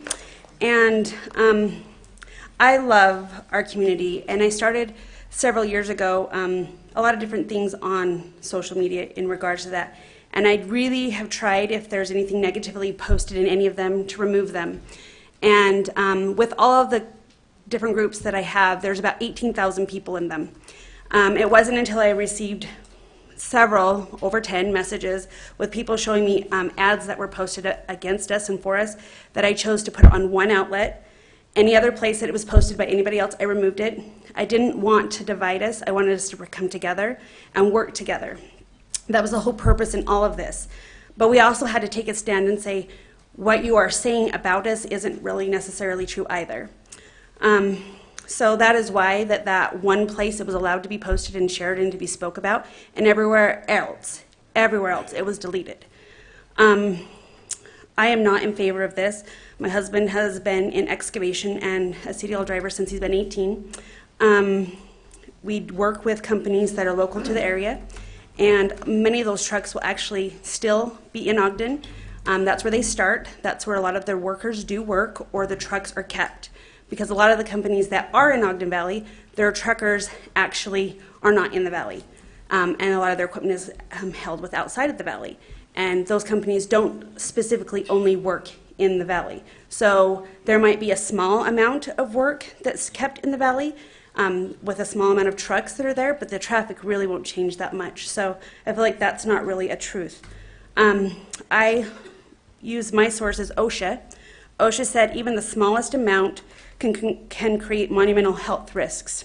I just live up the hill from this, and the reason we actually moved to Ogden Valley is my daughter, at 7, was on 8 medications every single day for respiratory disease, for asthma, allergies, so on. Finally, the doctor said to us, the only thing you can do is find clean air. So we moved over the valley, and within the first year, she was off 6 of them. The second year, she was off all of them. The only time she ever has to go back on medication is when she spends too much time on the other side of the mountain. The doctor told us the air was killing her. The air was killing all of us, but we just weren't affected by it the way that she was. She missed 42 days of school before we moved up here. The valley has become our safe place, a place where she can live, and a place that she can enjoy the place that we call home. So again, we just want to present to you over 600 signatures in less than a week I know we could get a ton more with all the things that were available in the county, but I didn't want it to go there. I didn't want it to be negative. We didn't want to go to Spartan and say, sign this. It was just about, let's keep it here and keep it safe. Thanks. Thank you.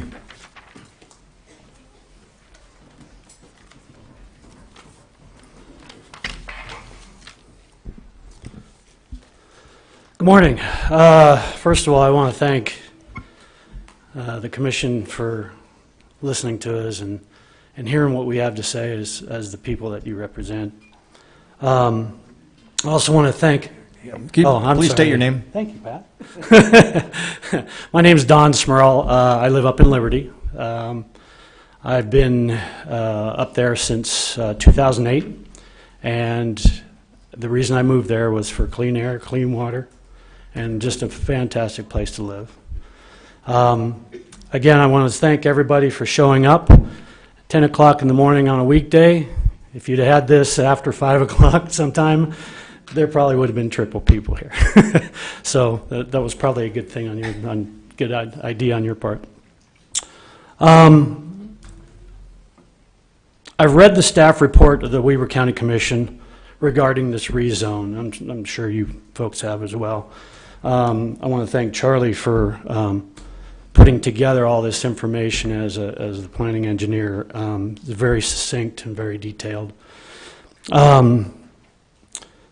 So this, and I agree with the Ogden Valley Planning Commission decision to deny the request, as well as the 5 findings that support that decision. I further request that the Weber County Commission also deny this request and recommend that the applicant consider another location in the Ogden Valley or not in the Ogden Valley that is more in line with the general plan requirements of being, quote, located and regulated in a manner that minimizes adverse impacts and preserves the rural character of the planning area, unquote. Development in the Ogden Valley is an inevitable reality. It's a great place to live, and why wouldn't it draw more people coming in? But this checks and balances process ensures that it's done correctly and with the support of the residents and the businesses that would be affected every day, long after these decisions are made. I thank the OV Planning Commission for their due diligence and their unanimous support, and I thank the Commission for their considerations. Thank you. Thank you. Can you spell your last name for me, please? Yes, sir. S, M as in Mary, Y-R-L. Y is a vowel in this particular case. Got it. Thank you. Thank you. My name is Pat Brennan. I live in Eden. I developed the Eden Center, which is right across from the post office, the school, and everything else. We have outside seating. The dust and everything can mitigate over and just make a mess of everything. I own Pat's next door too. I'm actually an excavation contractor in the valley. I do a lot of stuff up there. It's not a good place to put the cement plant. And I know because I ran Stoker Pit. I ran it and I closed it in 2005 because this body, the commissioners, wouldn't give me an extension.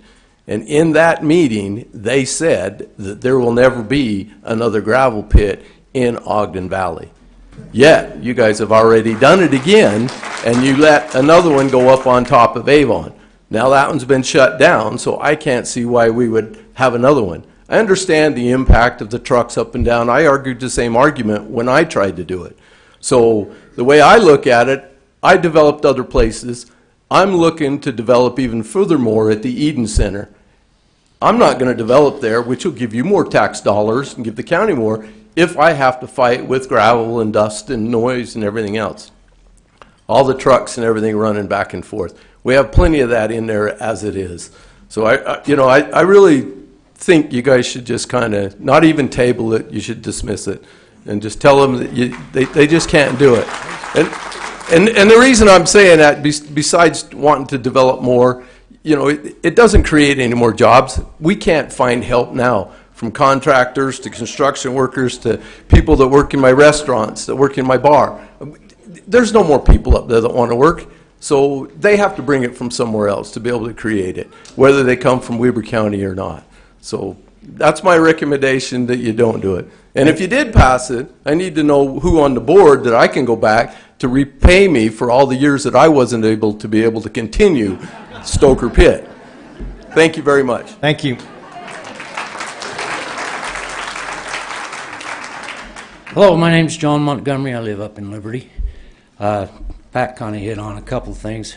I have one question about this developer, though. Once he gets his thing set up and he uses up what his gravel, what's going to stop him from hauling gravel in and keeping his production forever and ever? So that's one question I have. And then, with respect for you guys and your decisions that up on Cache Valley Divide, that quarry you guys allowed and Cache Valley allowed, you can see that mess from space up there.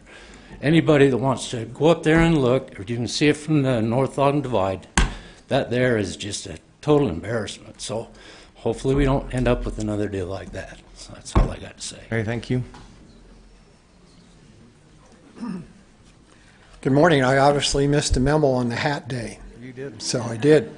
My name is Pioneer Gary Day. Fulmer. I live in Eden. I'm commonly known as Jan Fulmer's husband. But I'd like to talk to you about 3 different points today, Commissioners. One is development, one is health, and one is liability for the county. On the development issue, it's been said sometimes that people are maybe resisting any development in this valley. That may be true for some folks, but for I think most of the folks, we worked very hard on an Ogden Valley plan that does call for development in a sustained, profitable manner for the developers. Okay? So the question I ask is, if this is allowed to go ahead in an area that's designated as a commercial zone in the Ogden plan, would you put a restaurant in there? Would you put a school? Would you put a daycare? Would you put a distillery into that area? So just like Pat said, this, in fact, if approved, may in fact inhibit development in the valley in the commercial zones that have been listed in the Ogden plan. Next point is health. Now, we've heard several speakers before me talk about health issues. This morning, you received in the mail, and I'll take this public record, I don't know how you want to do that, but these are sites by federal agencies talking about the hazards to the health of gravel pits and batch plants. These agencies are OSHA, CDC, Center for Disease Control, NIH, National Health. These are all citing, there's many of them here. I encourage you to take a look. There are also references here to the Deseret News and local stories about what the people around those gravel pits on the other side of the mountain are experiencing and what they're trying to do. In the case of Draper City, they're trying to either inhibit the growth of that plant down on the point of the mountain or shut it down completely. So, next point, question of liability. If this is available and we know the hazards that are associated with this type of operation, and the county commission goes ahead and approves this type of thing, this question has been posed to the county attorney already. The question is, 3-4 years from now, and we see health spikes in these types of diseases that are referenced in these and have been mentioned before me, is the county going to be liable for approving this particular operation? As of yet, we don't know. The other thing I'd like to point out, and I kind of missed it, I'm sorry, an important point, one thing. You got to wrap up 10 seconds. I got 10 seconds, that's what I got. That's that. Okay, it takes 400 gallons of water to clean out one cement truck. Think about where that comes from, where it goes, and that data came from one of the major cement pliers on this side of the valley. Thank you. Thank you. Oh, what do you want me to do with this? Give it to Charlie. Let me just clarify a couple of issues that were brought up in the previous speaker.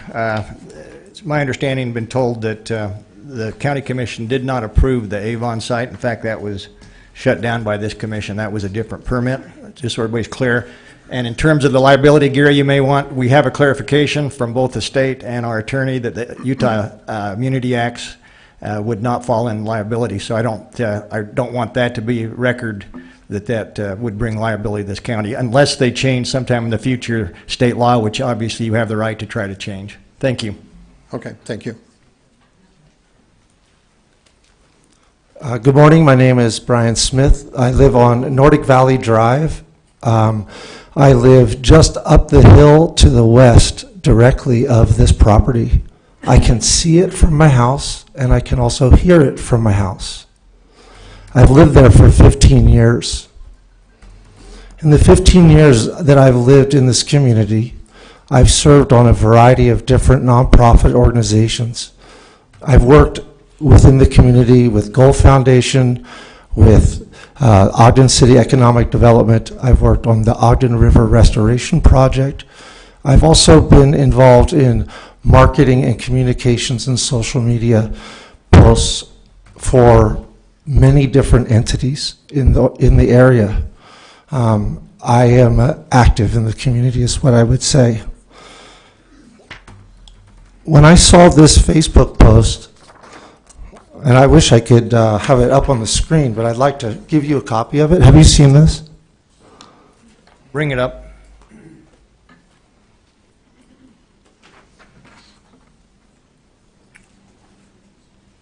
Thanks, Mr. Smith.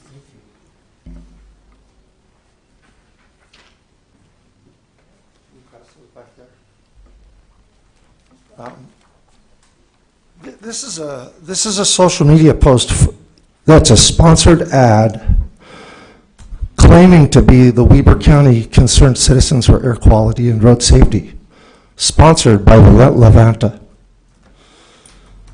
When I read this post, it made my upsetness about this issue even go further, because it's an attempt to divide my community that I work so hard to do things for, and it's an attempt to divide Ogden Valley elites and create division and hate in our community in order for them to meet their objectives. I really don't think that this company deserves the consideration and trust that it would require to grant them a zoning change in our community if they create misleading advertising that divides the community. I'm going to shift gears a little bit and just talk about the stress that this issue adds to our lives, because this is the second time in a decade that we've gone through this process, and it elevates and scares all of us.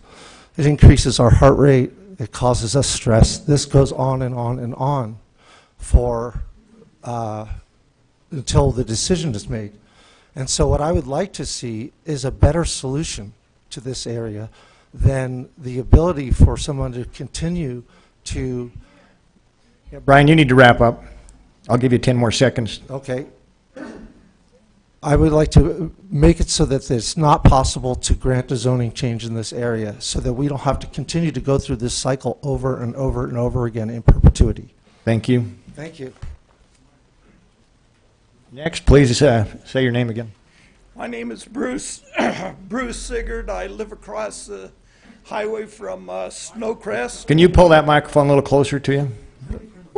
I think someone turned the mic off. Or Charlie, can you check that mic? Anyway, in my former life, I used to be a truck driver. For 10 years, I hauled hot asphalt oil to hot plants around the state and surrounding states. A lot of these hot plants also included gravel pits and cement activities. I would recommend that you commissioners go down to Staker on 21st Street. I know it's not, it's a lot larger operation, but take a look at what the crushers, the cement plants, the gravel pits do, and see how it would affect us up there in the valley. Lots already been said about the health, the dust.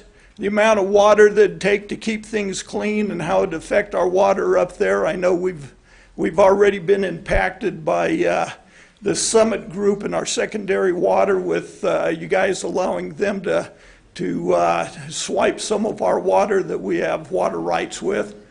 I think one of the biggest problems we have nowadays in both local, state, and federal government bureaucracies is a lack of common sense.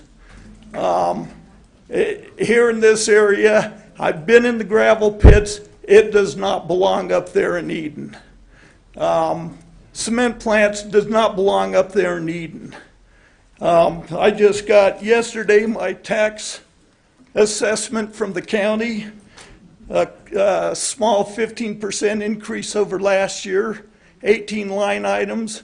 The only line item I didn't see is for the tub of Vaseline that we up there in Ogden Valley always tend to need after these big developments come in. The other thing that I've heard a lot of is that this would, putting a plan in, would benefit the development up there. I say if Summit Group wants more cement, wants more gravel aggregate stuff, let them put the plant up there on top of Powder Mountain and screw up their community and not ours. Thank you. Thank you. My name is Sally Lindsay. I live in Huntsville. We lived through the Stoker gravel pit. We had 3 years of the Stoker gravel pit. It's quite near where we live. Because we lived it, I think I have a right to say the dust was unbelievable. Every plant, every grape, every piece of grass was covered with this particulate. The noise was unbelievable. You could not open the windows. You could not open the windows for the dust. You could not open the windows for the noise. Many people in Ogden Valley, including the schools, do not have air conditioning.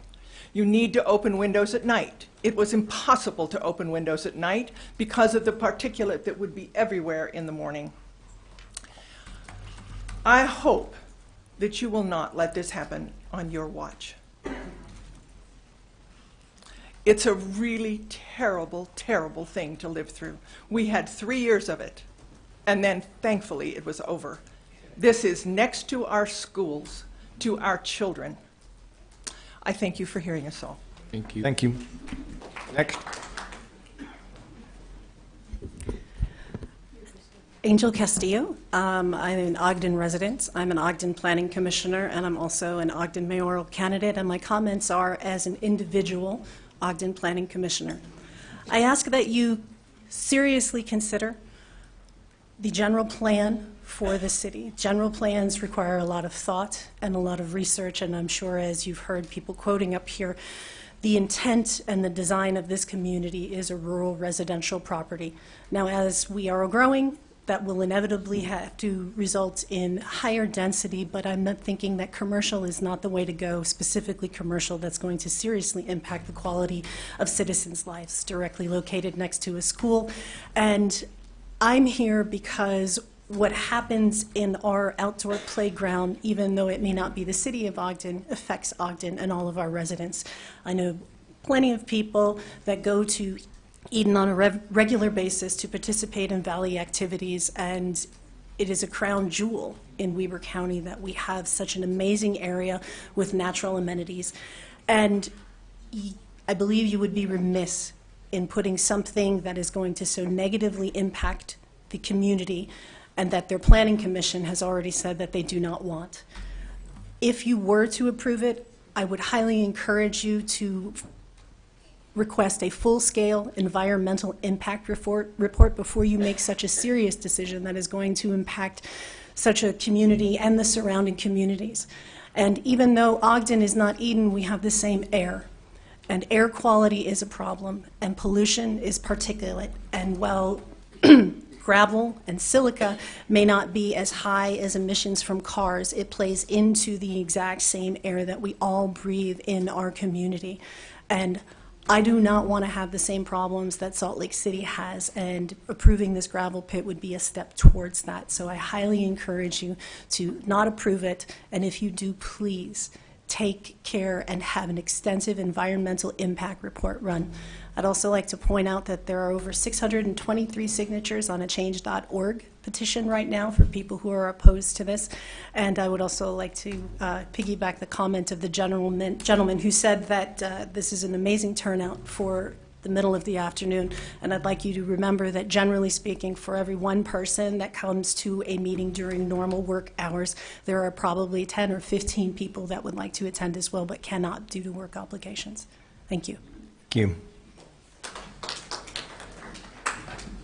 Hello, my name is Sarah Mumford, and my home is in Eden.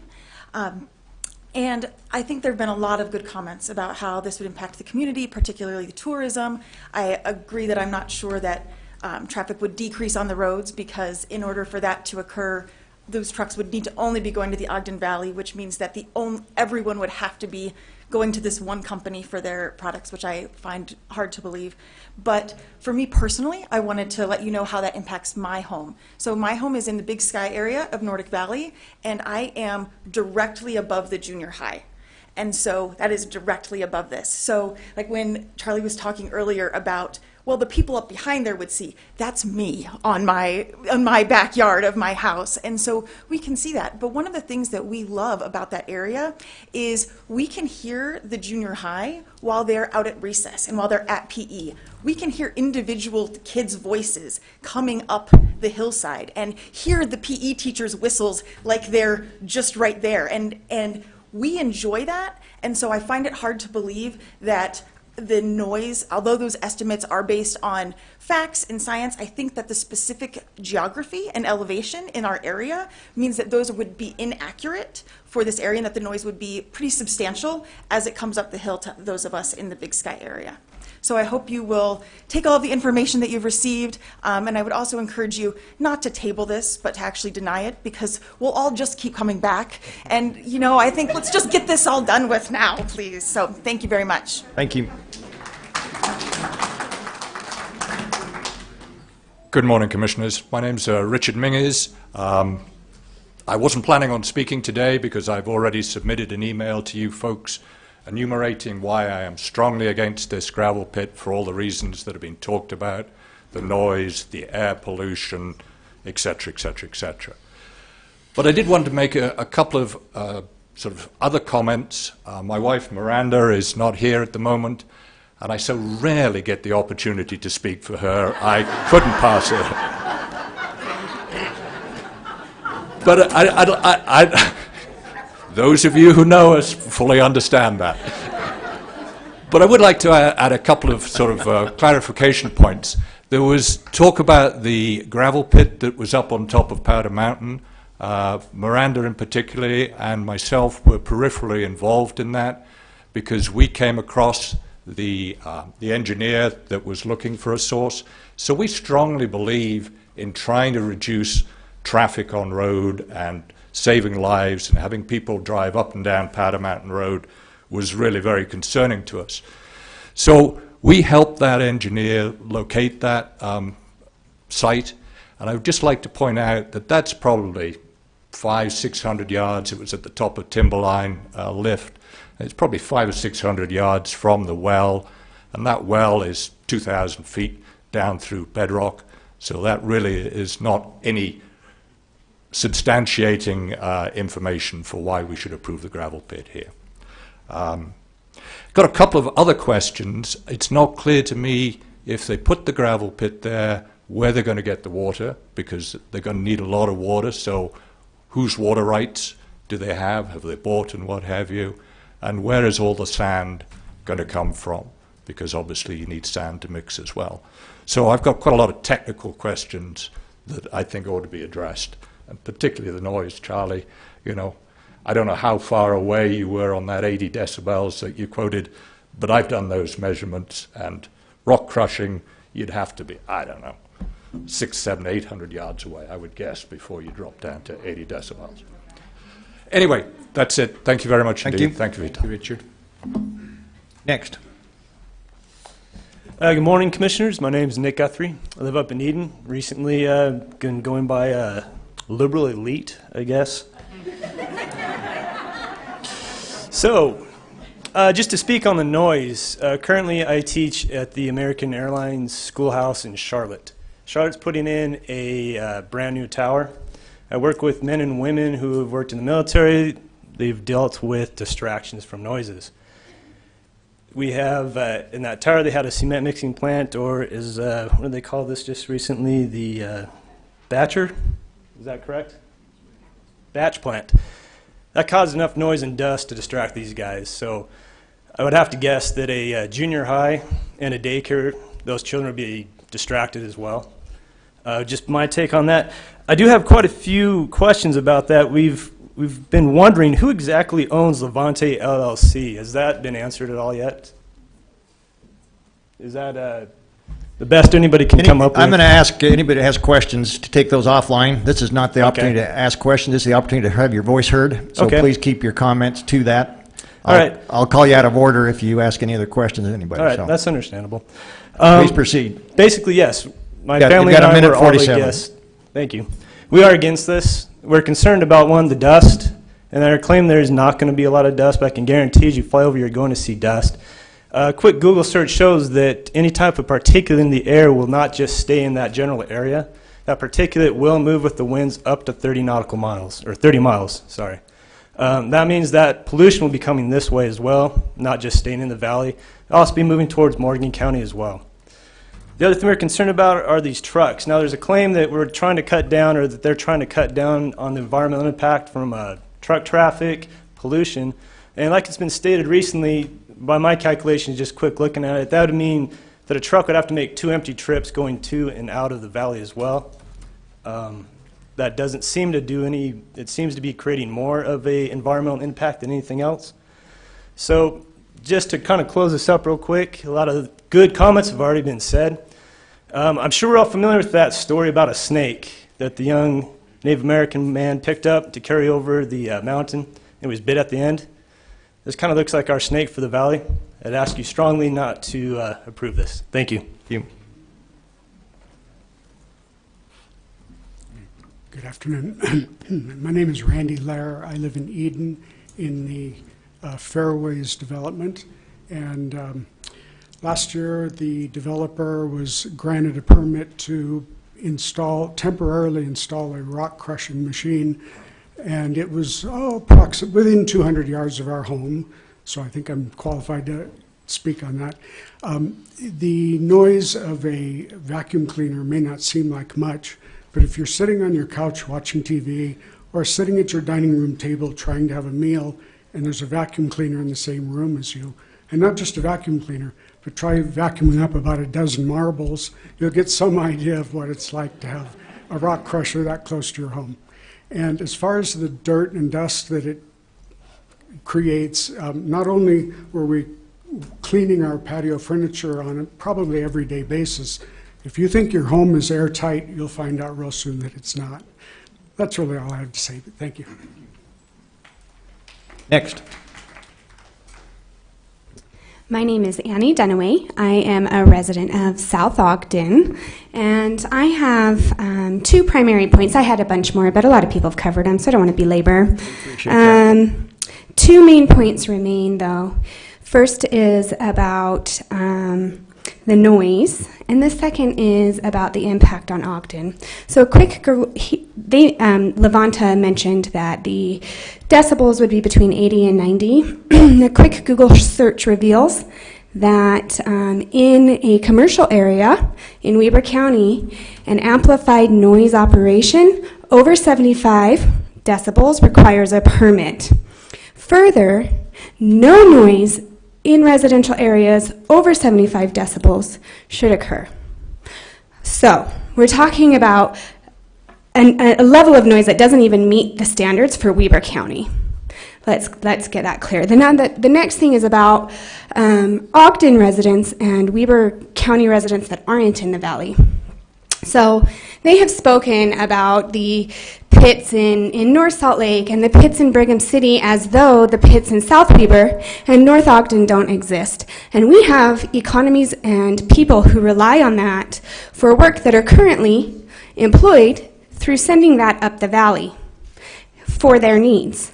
And so now you're talking about taking jobs and industry up the valley that people are here are well established and dependent on, and they haven't covered a mitigation plan for that. And so there's a point where it does negatively affect other residents in the valley, or in the county, excuse me, as well as the negative impacts of people who are residing and living and doing all-day activities up in the valley, along with our recreation. I highly recommend and request that you deny this. Thank you. Thank you. Thank you. Go ahead. Commissioners, my name is John Werner. I'm on the board of the Eden, well, not Eden, I'm on the Eden Waterworks also, but I'm going to speak today on the water issue because of the Wolf Creek Irrigation Company.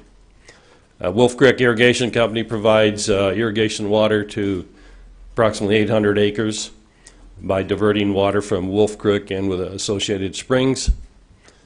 And on this particular piece of property that's in question for rezoning, there are 3 water shares associated.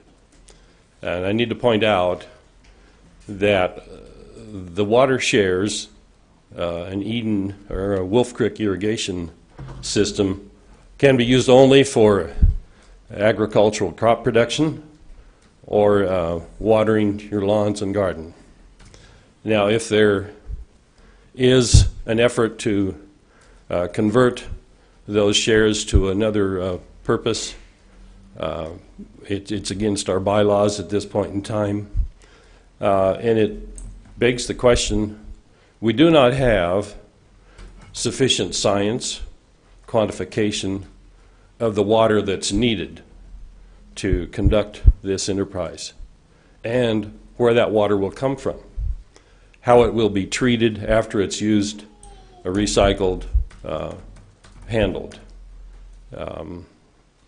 At this point in time, I, as an engineer and a water specialist in this little irrigation company, do not see how, without more science and study, that we could justify agreeing to this enterprise.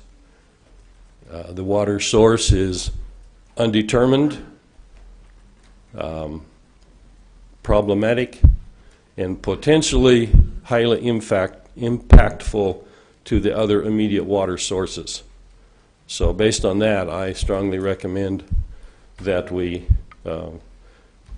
deny this request at this time. Thank you. Thank you for your comments. Commissioners, my name is Kevin Parson. I live in Liberty. So I'm just going to throw some numbers out at you real quick. My family's been involved with the gravel industry for a long time. We've ruined a lot of property. We've built a lot of property, but we've created a lot of dead zones. And that's what happens when you develop batch plants. It's what happens when you pull materials out of the earth. It's what happens when you crush them. People talked about like silica sand. It's called silicosis. The rock quartz breaks down to a component that basically no longer breaks down anymore. And if you look at it under a microscope, it's a jagged, sharp, kind of maybe like a diamond structure. It gets in your lungs and it rips your lungs apart and it forms scar tissue that your body can't heal. We want to talk about the numbers for water. Sorry, I'm nervous as hell. Okay, so we don't bite, Kevin. If we get 4 trucks, God, I can't believe it's this time. 4 trucks, okay, that's when they start. 4 trucks at the batch plant. 6 loads a day. It takes 25 gallons per load to wash out each time that truck comes back in. 150 gallons at the end of the day. You do that math, that's 300 gallons for 4 trucks a day. You do 300 times 4 trucks, that is 1,200 gallons of water a day. This is dirty water. This is water from clean out. Okay? Then you push that forward. You go 5 days a week, 4 months, 4 weeks in a month, 7 months out of the year. They're going to work 7 months out of the year if they're lucky up there. That's 120 work days. 1,200 gallons per day times 120 work days is 144,000 gallons of dirty, acrid cement water in our water source. I mean, it begs the imagination why you would dump lime, cement, silt-infested water, 144,000 gallons of it, in a runoff area of the North Fork River that supplies 31% of the water that flows down into the dam that supplies the artesians. That is so stupid. It is unbelievable. Thank you. Thanks, Kevin. Welcome. Hi, thank you. Excuse me. My name is Terry Marasco. I live in Salt Lake City. I'm on the board of Utah Moms for Clean Air, which is a statewide clean air group that formed in Salt Lake City in about 2007 when there were 28 Red Air Days in the city. We held one of the largest health rallies at the Capitol. 5,000 people showed up. I just want to deal with something that has been mentioned, that's diesel emissions.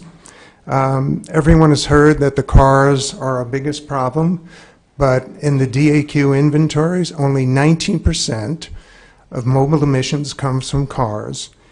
29% comes from heavy-duty trucks, 19% comes from construction equipment. The point of all this is to focus on the school. The most destructive things for children and pregnant women are diesel emissions, particulates, et cetera, et cetera. So what I'm seeing, having been at the Planning Commission and now, is this concentration of diesel emissions very close to children whose brains are developing, pregnant women in the area. So this business of concentration is really important because all the tens of thousands of diesel emission health studies say that the closer you are to any road or truck that produces such emissions affects everyone in the area 4 times more than anyone a quarter of a mile away. So you really need to take a serious look at that, and these statistics I just showed you and talked to you about are actually at the Division of Air Quality. Thank you. Thank you. Next. Hi there. I will try not to duplicate any of these fine comments that preceded me. I am Kay Hoagland. I live in Eden. I am one of the elite, unique people. I was born in the old St. Benedict's Hospital at the top of the hill. Our family roots go deep, and so this valley means an awfully lot to us. I have 2 parts of my comments. First, due to the lateness of the hour, or the hour when this was submitted yesterday, I would like to be able to share a few paragraphs of the letter submitted to you by the Ogden Valley Business Association in opposition to this proposal. I will not read it verbatim, but I will read a few excerpts. After noting the environmental and water and school issues that have been detailed here, OVBA says that our opposition is based on an additional factor unique to the business nature of our organizations, which, by the way, represents over 125 businesses in Ogden Valley and the Canyon. Our opposition is based on the fact that this proposal is contrary to the business and commercial interests of our valley. Each of our members has made a significant capital and career investment to be here. We have staked our fortunes on the unique recreational and agricultural nature of Ogden Valley. Some of our members are in the shadow of the proposed mining and manufacturing operation, while others are scattered across the valley. But regardless of proximity, this is not the type of a development that is desirable in the heart of Eden. The operation itself threatens a number of our members' existing businesses. The effect of the proposed operation also threatens further traffic congestion and activities contrary to the recreation and tourism businesses we seek to promote. Moreover, granting this exemption would undermine trust in our body of business regulations, and it would discourage, I would note, as you have already heard, future desirable businesses from locating here. If an entrepreneur can't rely on the county to follow existing zoning regulations and development plans, why would it make a significant contribution and investment in our area? We strongly oppose upending years of planning and wise zoning regulations sought in this application. It injures our members, discourages future businesses. Our members need a beautiful, clean, tourist-friendly, and noise-free Ogden Valley more than they need gravel dug up in their backyard and manufactured at their doorstep and next to their children's school. In closing, they ask to please vote against the proposal. Again, this represents over 125 businesses in the valley. This is anti-business. Thank you for those comments. You bet. Next. I'm going to remind the audience again, we're going to hold any applause. I would like to hear the rest of these people would like to speak. You're going to force me to cut off any speech. If we hear this is not proper decorum, I don't want to hear any more applause, or we will cut off public comment. Just my last request, please signify that by not applauding. Thank you. Go ahead. My name is Chandra Barang. I live in Liberty, and I own High Altitude Kids. It's a daycare and a tumbling facility that services 150 to 200 families in the Ogden Valley, and it's located fairly close to this property. First, I want to say that I don't belong to the Ogden Valley Business Association, so it is purely coincidental that I ended up behind her in line. But all of the comments that she made are very relevant to what I would like to say. The biggest difficulty that we face is that should they be granted a permit to do what they want to do and the zoning be changed, where would my business go? This is a very logistical difficulty and a very valid question. How many buildings are there in the valley right now that I could remove my business to? 0. How many can the Eden Distillery move its business to? 0. This business, if it goes in, will harm my business. It will take a minimum of 1 year. I mean, that's like fastest possible thing you could imagine. So let's say 2 years for me to locate land, find land, and build on land. And if I have to do it under pressure, is it going to harm me financially? When I'm already operating in a zone where my business has been allowed, and I would like to say that I spent months working with the Planning Commission to get my business allowed in that specific zone, and it was a very difficult process I went through with unanimous support of the community. So I think in closing, I would just like to say that I really request denial because of the harm this will cause existing businesses. It doesn't make sense for one business to come in and succeed when it's going to harm and hurt businesses that have struggled through years of growth to become successful and provide a needed service in the valley. Thank you. Thank you. Next. Good morning, Commissioners. Morning. My name is Ashley Cross. I'm the owner of New World Distillery, located within eyesight and a stone's throw of the proposed location for the concrete pit. I'm also a resident of Ogden Valley. We are a beverage producer. The key ingredient in our process and in our products is water. We're lucky that we have an incredible water source. We're not just guessing at this. We have very sophisticated test equipment, the likes of which only one other distillery in this entire state has. And we test our water all the time. This same equipment is used to test immediate and final products as well. Water is the key ingredient in mashing grains. It is the key ingredient in fermentation. Water is the key ingredient when added directly to our end product to bring it to proof. Subtle changes in pH and hardness dramatically affect our mashing and fermenting difficulty, and ultimately success and failure in the first 2 steps of our process. Subtle changes in the water dramatically affect our end product taste and quality. If we were forced to bring in distilled water, we would not be economically viable. If forced to bring in distilled water, the taste of our end product would be impacted negatively. In tasting competitions, reverse osmosis water consistently beats distilled water, and we have the awards to support that claim.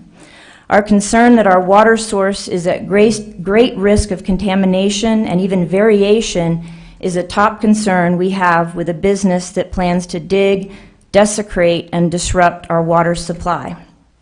Dust is another enemy of our beverage production process.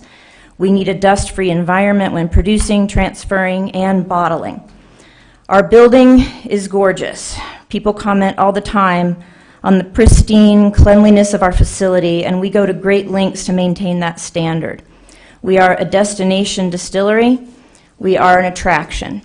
We are the #1 thing to do without a paid ad on TripAdvisor when searching Ogden Valley for things to do. We have a 2018 TripAdvisor Certificate of Excellence for consistently high reviews on our facility and our products. We were recently awarded 2 #1 awards from the Standard Examiner Reader's Choice Campaign, Best Tour and Best Kept Secret. And we are listed as #3 on a top 10 fun things to do in Salt Lake City, and we aren't even in Salt Lake City. We just picked up 3 new product awards this past Saturday at the Distilled Spirits Competition in San Diego. Best in Class and gold medal for our barrel-rested gin and bronze for our Blanco Agave spirits. Every one of these accolades and achievements stands to be threatened by a rock-crushing mining operation in the backyard of our facility. We are the greenest distillery in this entire state. We recycle 100% of our chilling water. Our electrical equipment is powered by solar, and we were the first commercial property to sign up for the Rocky Mountain Power Solar Subscriber Program. I'm going to ask you to wrap up. I'll give you 10 more seconds to final. We do this in Eden versus Ogden because of the quality of the water. It's not an exaggeration to say that this business carving up our backyard and putting our water supply at risk will likely bankrupt New World Distillery. On December 27 last year, my son was hit. Can you please conclude your comments? My son was hit at the intersection of Clark Avenue. Next. Again, we're going to hold you to the 3 minutes. I don't want to be rude, but we need to give everybody the opportunity to have their 3 minutes. Go ahead. Good afternoon. My name is John Loomis, and I live in Eden. And I agree with everything that's been said here this morning and now into this afternoon. So I only have one point I'd like to bring up, and that is the fact that we have been called elitist no-growthers. And I really don't think that's true. I am sure there are a few people who would like to close the door and see no more building going on up there. But in that beautiful Ogden Valley, there will continue to be growth. It needs to be smart growth, and this is not smart growth. Thank you. Thank you. We appreciate your timeliness. No applause. Good afternoon, Commissioners. My name is Bill Siegel. I live in Eden. For almost 6 years, I served on the Ogden Valley Planning Commission. During that time, we denied a batch plant for Mr. Tom Summers, who's a friend of mine who I work with the Eden Water Works. I'm a member of the board for Eden Water Works. We denied another concrete batch plant, asphalt plant, across from your property in Huntsville. These were in 2009. We put a lot of forethought into that. We followed the ordinances. We followed the advice of the Planning Commission for what they provided us with. Just in consistency of operation and mindset and problem-solving application, we denied it. The County Commission at that time denied it unanimously. I think that you have something to look back on there and follow that process. This just should be denied for the Valley based on that. Thank you. Next. Hey, gentlemen, Kirk Langford for Eden. I'll try to make this pretty short and sweet. I will go on the record that I'm not a no-growther either. I believe in smart growth. I think our general plan is our economic development plan. We are a unique piece of the mosaic to northern Utah's economic development. We're on the backside, and this project is absolutely in the wrong place. It's right in the middle of what would become a village center. It's going to have a negative economic effect on way more people than it helps. The price of gravel is going to be in the free market economy. All these guys have to do down west here is drop the price a little bit. People are not just going to buy gravel up there or cement through this batch plant because it's up there. And trucks are going to have to get up there, and they're not all parked up there right now, for sure. I think the other thing is important for all of us is private property rights. And I do agree that anyone should be able to come and petition for a rezone. I think rezone is bad economic development. Business needs to have a sense of surety and consistency. And when rezoning takes place, it undermines all the investment that everybody else puts into the valley prior. Everyone living up there has put their economic investment in the valley. No one expected to take a river corridor and turn it into a cement plant. And I think when somebody petitions like that, they put their own entitlement ahead of the community. I think going forward, for $740, you shouldn't be able to walk up and just put fear into all the citizens and create something like this quickly. For commercial development projects like this, it should be $10,000, $15,000, $20,000, $25,000, and you lose it if you don't get your petition. This is crazy. You can create this much turmoil for $740. On the other hand, this could be the easiest decision you guys have ever had to make. I mean, this is a no-brainer. And thank you for your service, guys. Charlie, that was the best job ever with what you did, and I will tell you, your staff recommended against this. The Planning Commission unanimously recommended against it. And I think fake news that calls us elitists or no-growth people because we oppose things like this is simply not true. I've been involved in planning up there since the early 90s, spent my whole life in the valley. I've never been a no-growther, but I do believe in 2019 we can do better than this kind of project, and no one's individual private property right should be able to override hundreds of other people's private property rights. It just doesn't make sense, and that's where you guys are the referees, and this is your watch. Should be a no-brainer decision to say no to this. Thank you very much. Thank you, Kirk.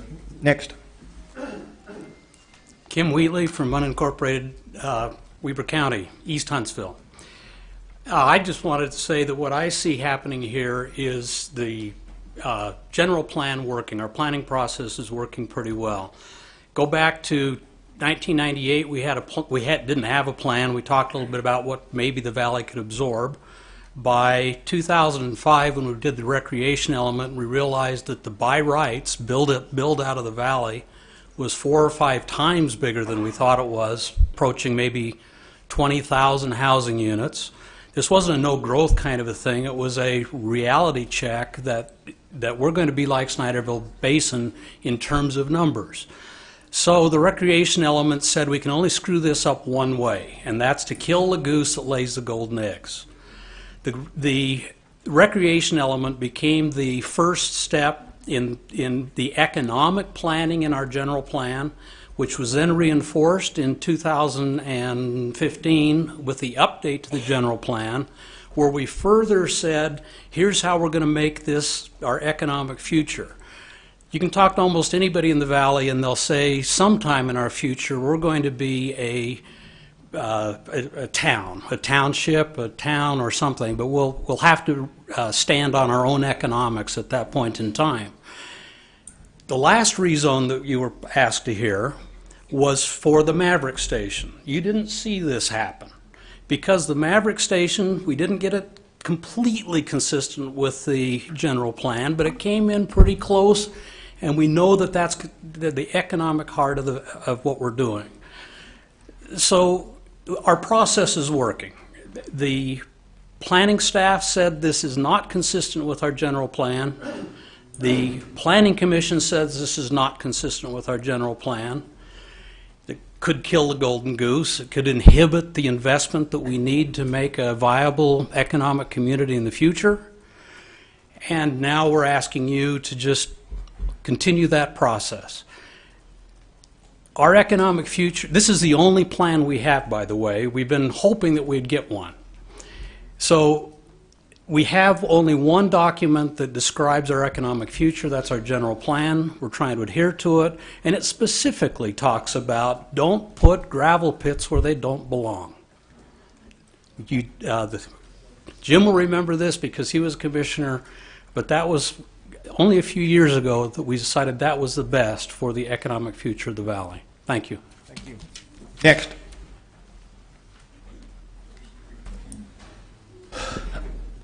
want to thank you guys for your service. My name is Jessica Smith. I live in Eden.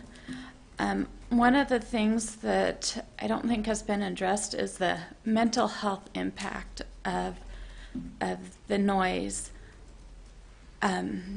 especially on students, but also on citizens who have moved into the area because of things like anxiety or PTSD or other things that are there.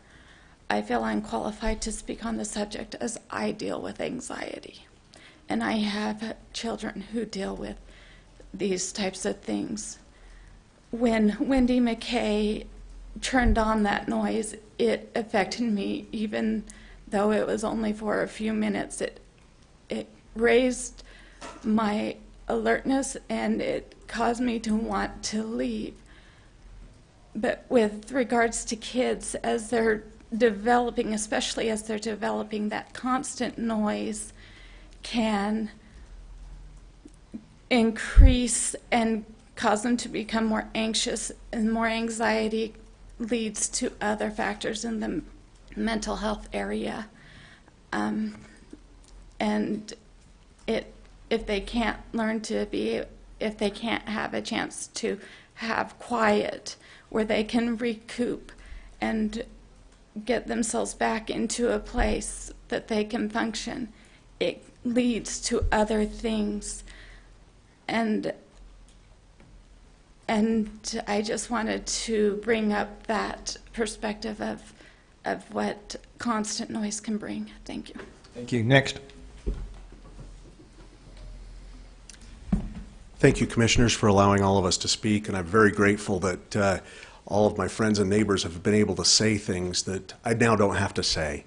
I'm here both representing Can you say myself. your name again? Oh, Stephen Erickson. Okay. And I am here representing myself and the Utah Physicians for a Healthy Environment.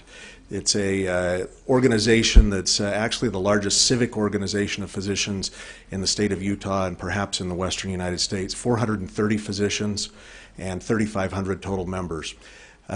Instead of dwelling on all of the minutia of why the air quality is affected, I'll leave the hard copy of this report a note that the commissioners have been asking for scientific proof to this. There's 2 pages of footnotes on here that will allow you to see that there's scientific proof behind all of the statements that have been made by our pediatrician friend from South Ogden, Mr. Parsons, and others who've addressed the air quality issue.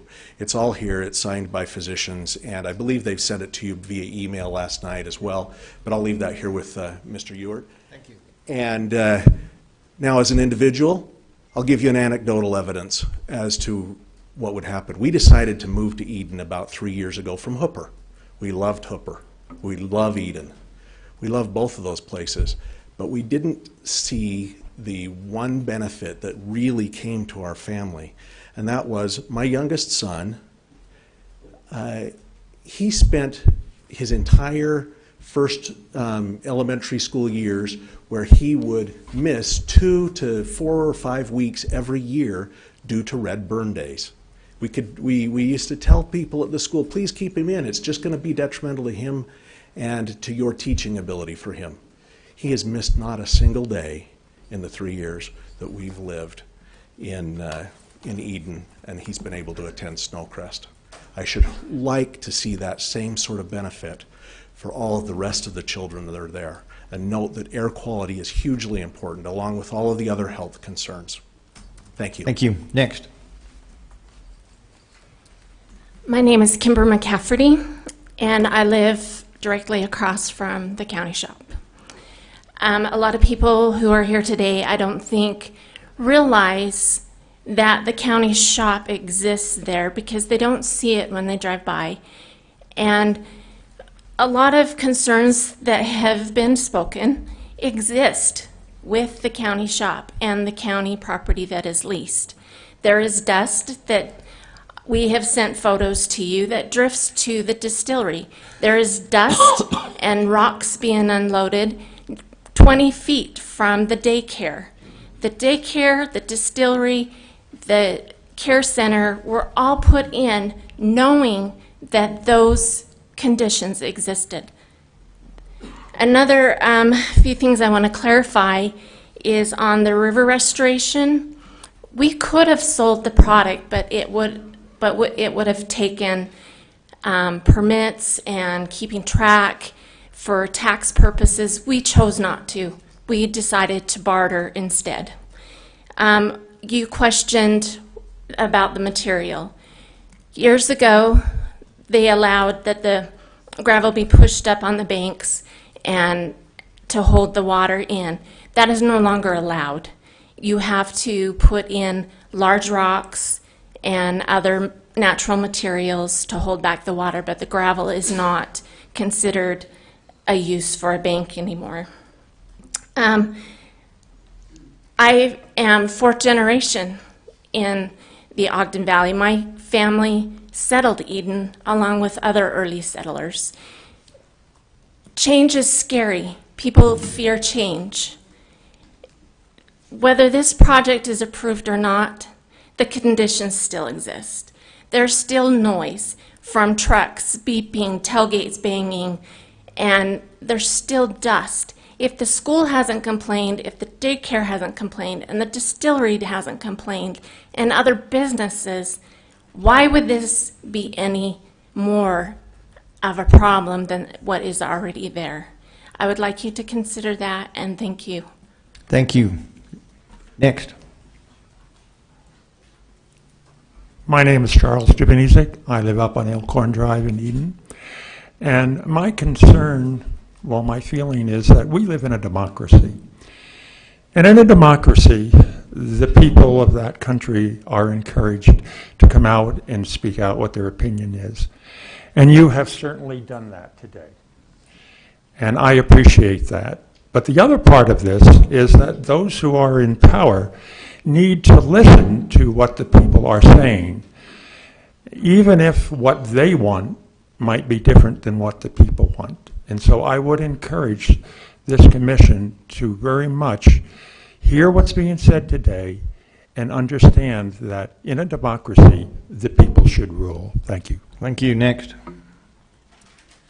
Hello, my name is Jill Baranowski. I am a taxpayer in Eden, and I am also a certified teacher and coach, so I know some of my perspective is definitely in line with that.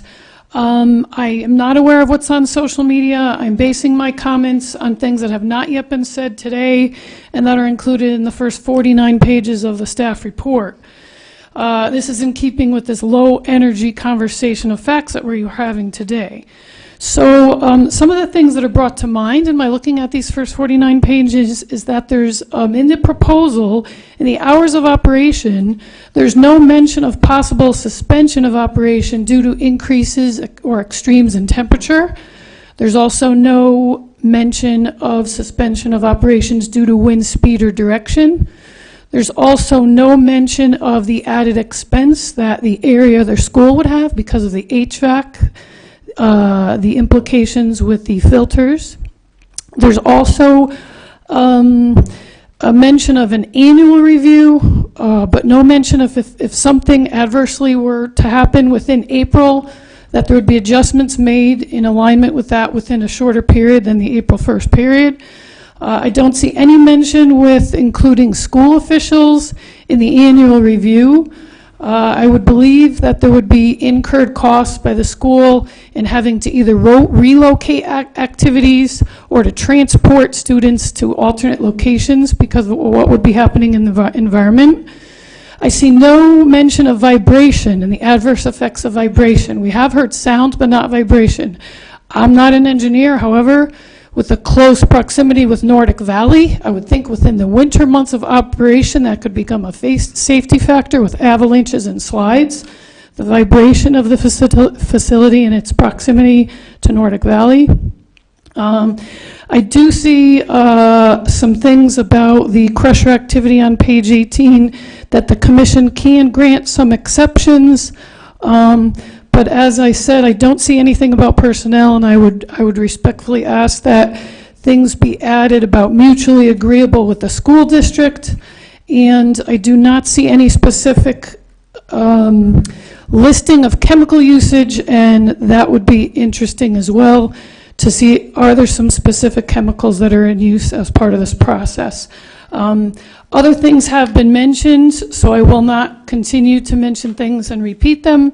Keep in mind, cognitive development happens until 25 to 26 years old, so the percentage of the population that would be impacted while their brain is still developing would be significant within the area. Thank you for your time. Thank you. Next.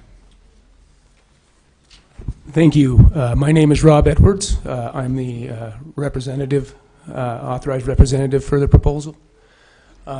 It's been enlightening to hear today some of the concerns. One point that I wanted to make, I think that communication is critical, and there's been a lot of misinformation about our project. I grew up in Weber County. I have a home in Weber County. I intend to raise my family here, and I have an asthmatic as well that lives in my house. The basis for this proposal was to eliminate air emissions. And I don't want to get in a debate back and forth here because I know that's everybody has their emotional opinions, but these materials are coming into the valley regardless if this project occurs. They will continue to come in larger amounts. The state of Utah just commissioned $1 million traffic study in the canyon. The international standard for ready-mix concrete is 60 to 90 minutes to discharge. There are locations in the valley where the plants cannot reach those places in that amount of time. And it also produces issues with the drivers and safety concerns. These ready-mix trucks are top-heavy. They have to drive 15 to 20 miles per hour up the canyon. And the real debate that I would say, there's a lot of people that are upset at me saying elitist, but there's 11 schools, crosswalks, and other Weber County residents who live in this lower valley that support the trucking of these materials 45 miles when there is a source that is there, that is viable. And we're not asking you to just take that and believe us. We have science and facts, and we want to have a discussion. And so if there's anybody here that's angry with me for wanting to have this conversation, I apologize. But I would just like to say, how are we going to solve the issue of the 45-minute haul? That's 5,000 truckloads up and down equals 10,000. It comes out to 400,000 truck miles, 450,000 pounds a year of carbon dioxide, nitrogen, sulfur, ozone. All of these could be eliminated. We can argue back and forth about it, but if the materials are produced there, we're not exporting, we're not hauling the material down the canyon, our market won't allow for that. The only reason that ready mix is making it into the valley from the lower valley now is there is no option, and people are paying double the price. But the impact is felt not only by the people there, but the people in the greater community. Thank you. Thank you. Appreciate it. Next. So we're going to take the three gentlemen in line, then we're going to cut off public debate, public comments. Thank you. Go ahead. Please state your name. My name is Raymond Case, Jr. Recently moved to Eden from Pennsylvania to be near my first grandchild who lives in Eden. I'm going to approach this just a little bit differently, having spent 2.5 hours of listening, and you have a lot of the details and scientific facts and other opinions here. But as I read the, I assume, mission statement that's on the wall behind you, there were a couple of things that jumped out at me. Under public trust, nurture public confidence. Under customer service, customer-oriented team. And under continuous improvement, maintain a secure environment. And I'm sure you gentlemen will operate within that mission statement. Thank you. Thank you. Next. Good afternoon, Commissioners. My name is Wayne Pyle. My wife Sue and I own one of the adjacent residential properties to this application, and I just wanted to make sure that I went on record as opposing that with her. Two other points I'd like to make real quickly which haven't been covered, or at least in depth. The third point of the staff's recommendation on the application stated the difficulties having to do with code enforcement.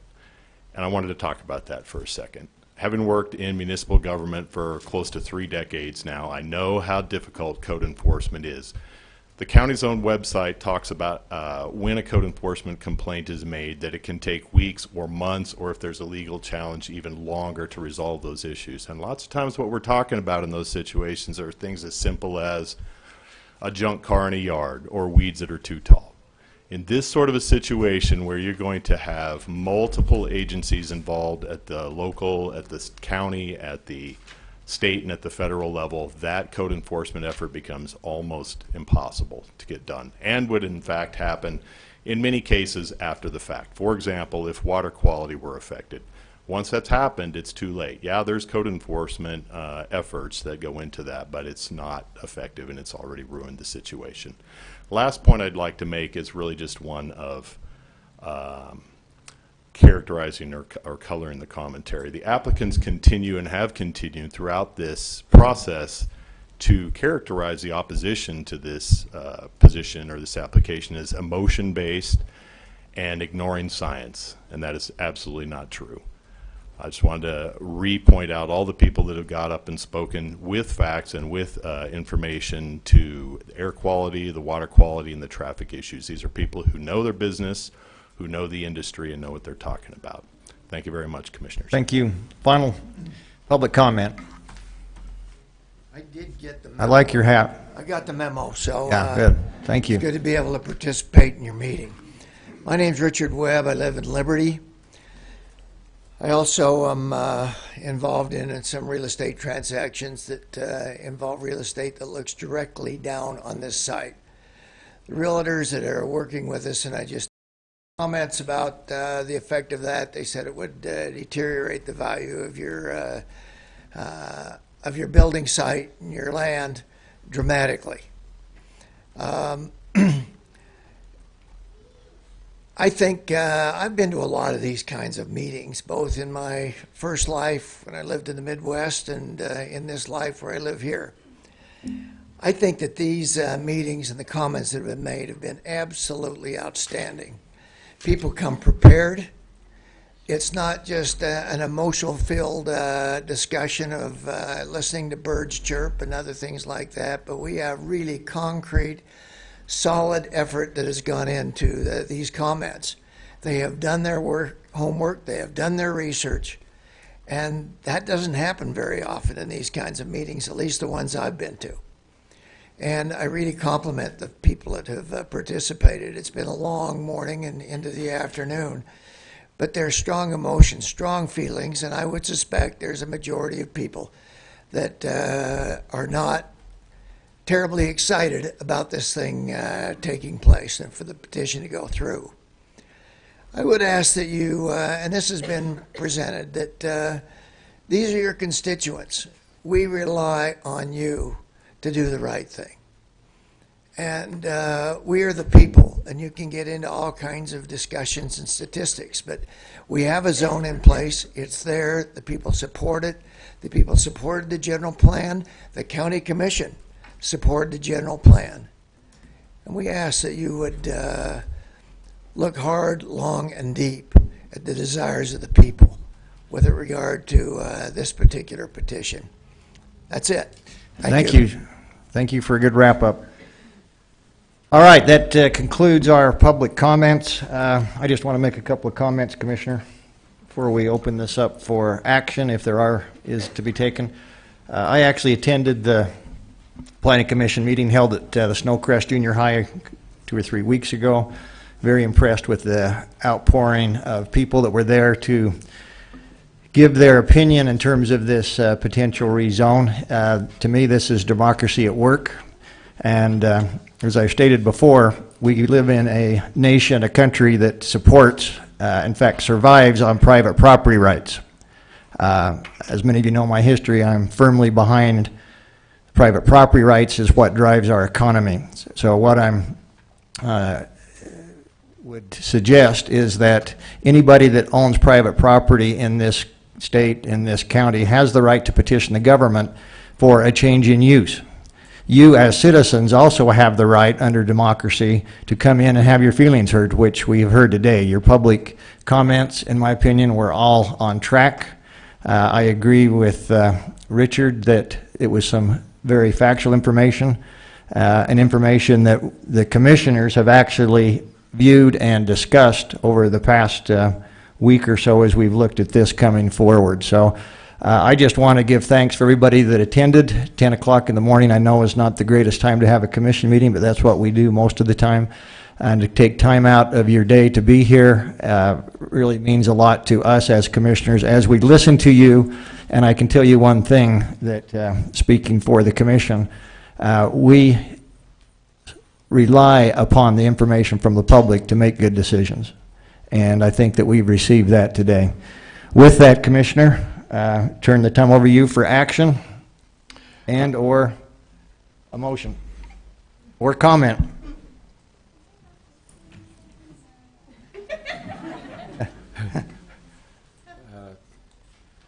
I think formally, Mr. Acting Chair, I request to adjourn our public hearing and reconvene a public meeting. We have a motion to go into a public meeting to adjourn the hearing. I'll second that since you made the motion. All those in favor say aye. Aye. Aye. We're now out of the public hearing into the public meeting. Go ahead.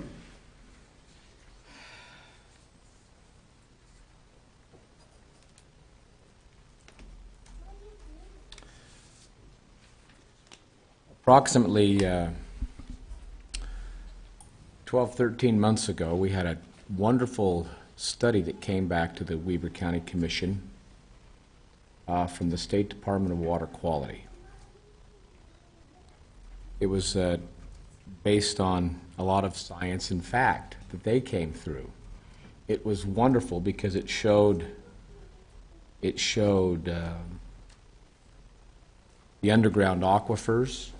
It basically showed for people like myself with, I really hate saying this, you got to understand this is a pride thing for me, but having over 50 years of experience at Pineview, I don't like thinking I'm that old, but it shows where everything drained to the old artesian wells that were here when my grandfather was here.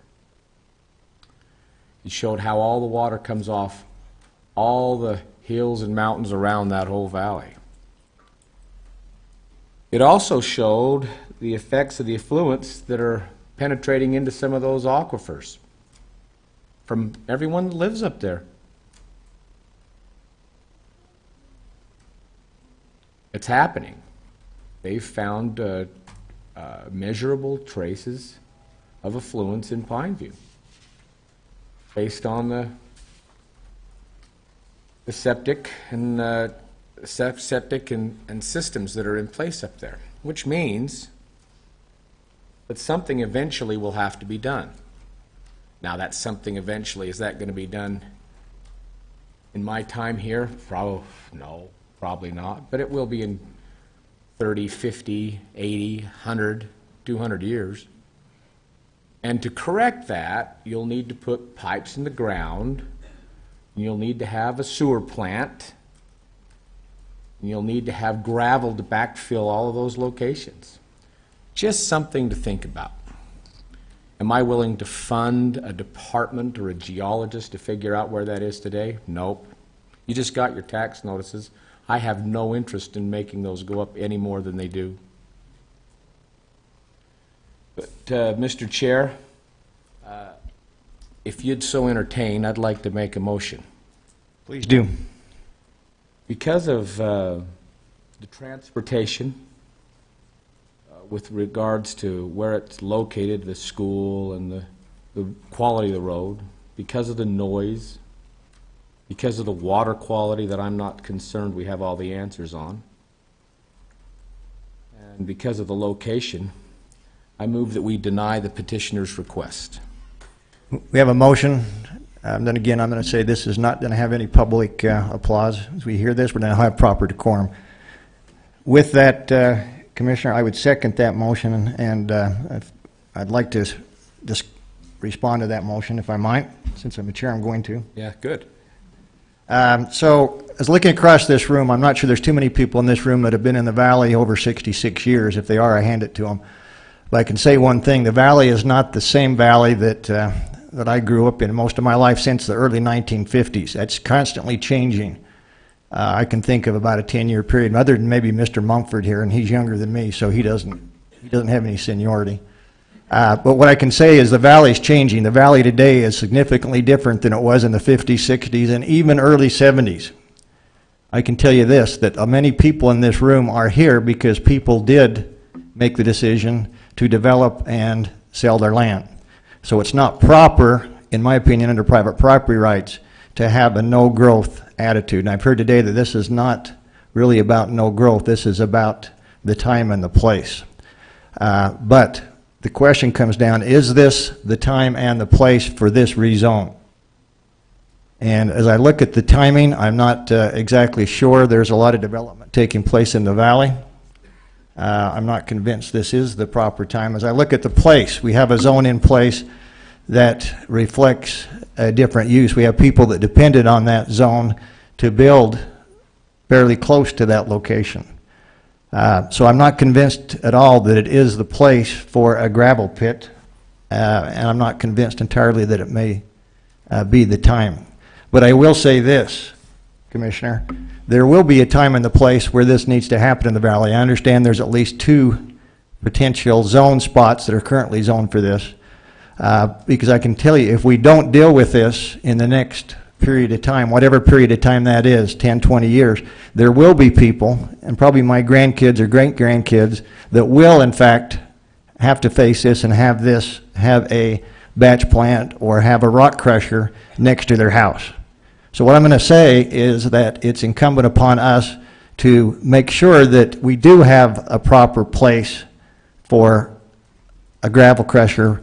The Valley will grow, like it or not, unless somebody can pass legislation that stops, we put a wall up. That's going to happen. So we're going to have growth. And we need to deal with that growth in the proper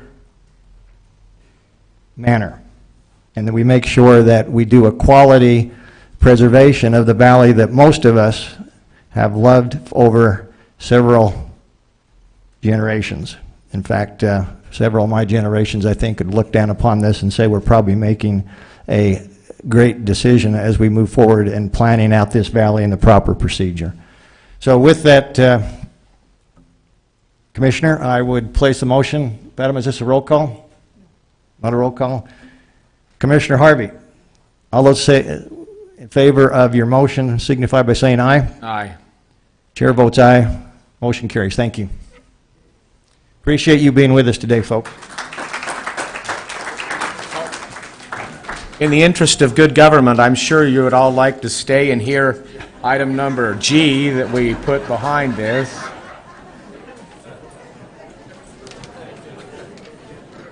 Let's give it 5 minutes before we go on. Let it clear out.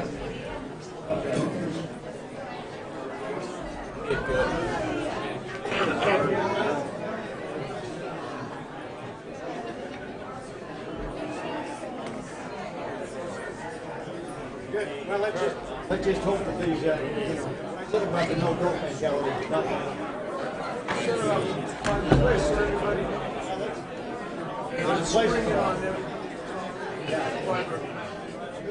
We still need to get together. Yeah, I'd like to do that. No, I appreciate that. Not right there.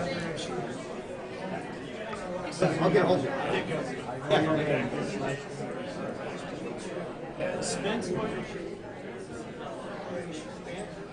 That's my cousin for. Yeah. There's a lot of.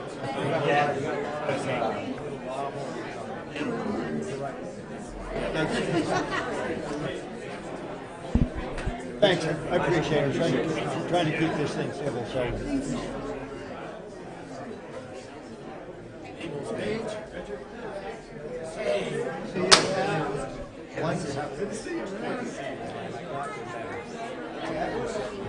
Oh yeah, this is my 150th anniversary. I did it on the road. Oh yeah, we have. I don't know. I gotta wear it once a year, right? Actually, some. Yeah.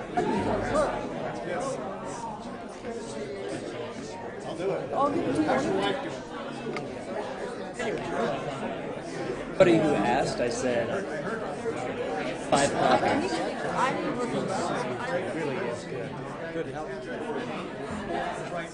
Tired. Just needs a Little white. That'd be awesome.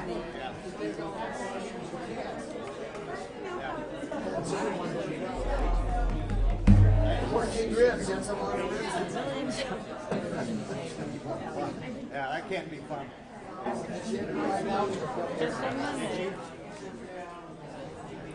Wow, that looks good. Hey, thanks for being here.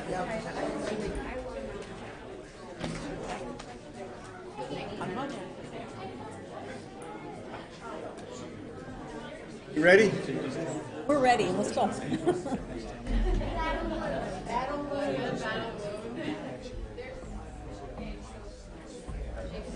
Commissioner, you ready? Thanks, great job. I thought that was you. Yeah. Holy cow. That was all her words? That was all her words. How are you guys? I was wondering who wrote those words for her. Yeah, she did them all. She read it, some articles, and she did it. So I just edited. So she did a great job. That was perfect, yeah, very good. Thank you so much. Thank you very much for being here. Yeah, I know. She wrote those words herself. Yeah, she wrote all that herself. So she did a great job. Because of Will. And then I put her own thoughts for watching. That was great. Thank you so much. Appreciate And it. it was, Thank you. It was right on 3 minutes, too. I know, I was impressed. If they were all so good. All right, we're going to call the meeting to order. We had a slight break, but we're back into action items, Commissioner. Commissioner, We lost part of our audience for some reason. So let's go to, I believe we're on agenda item G, action items, if I'm not mistaken. Item G1, yes, So we've got Commissioner. a request for approval of the resolution. Into your mic, there you go. So I can't hear you. Board of County Commissioners, Weber County, making appointment to the Weber County Justice Court Nominating Committee. Mr. Crockett, can you? Sure, I'll sum this up quickly. With the retirement of Judge DeCarey and the appointment of Judge Ruben Renstrom to the 2nd District Court, there's a vacancy that's been made open in our justice court system. In order to fill that vacancy, there's a nomination commission that is formed, and of the members that are appointed to that commission, there is one slot that is reserved to be filled by an individual appointed by the county commission.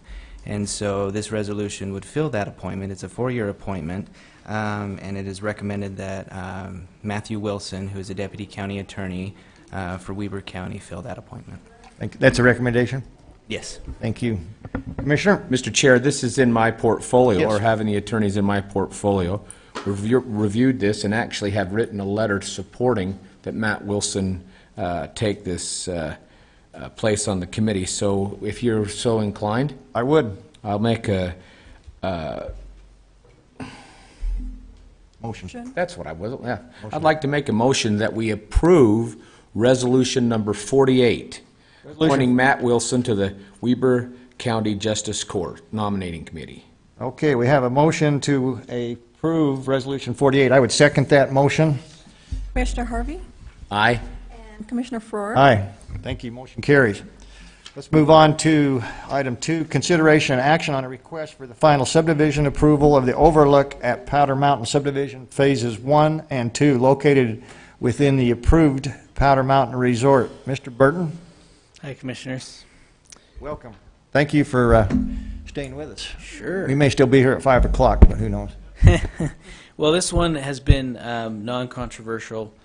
We've got another subdivision. This is a new subdivision. We've got Phase 1 consisting of 21 lots and Phase 2 consisting of 17 lots. This is a part of the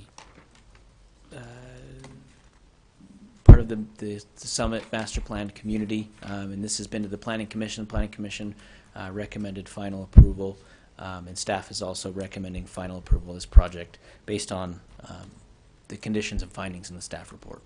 Thank you. Questions, Commissioner? No, I just, I see a couple of the representatives here, Mr. Greer and Mr. Scrotel. Would either one of you like to have any sorry, Mr. Chair? May I- I'd be appropriate if they'd like to. Do you have any comments? Yeah. Sorry, you should have protested loudly. Yeah. You were outnumbered. Okay, seeing no comments, Commissioner? I'll make a motion that we approve the action for the final subdivision for Overlook at Powder Mountain. Thank you Phases for that. 1 and 2. Thank you for that motion. I'd second it. No further discussion. All those in favor, please signify by saying aye. Aye. Chair votes aye. Motion carries. Thank you. Agenda item 3, request for approval of the contract by and between Weber County and Outrageous to perform at the 2019 Weber County Fair. And we're going to hear from Ashton Wilson. Ms. Wilson, welcome. Good morning. Go ahead. Good morning. Good afternoon. Good afternoon. Yeah. So yes, this is with the band Outrageous. They're going to open for Chad Prather, which I presented last week. The contract's for $3,000, and they do a 45-minute set. Great. What type of music do they play? It's like 60s and 70s rock. This is your buddy Steve Kaufman. Oh, yeah, okay. Yeah. That's kind of my time era, but I don't want to date myself too much. All right.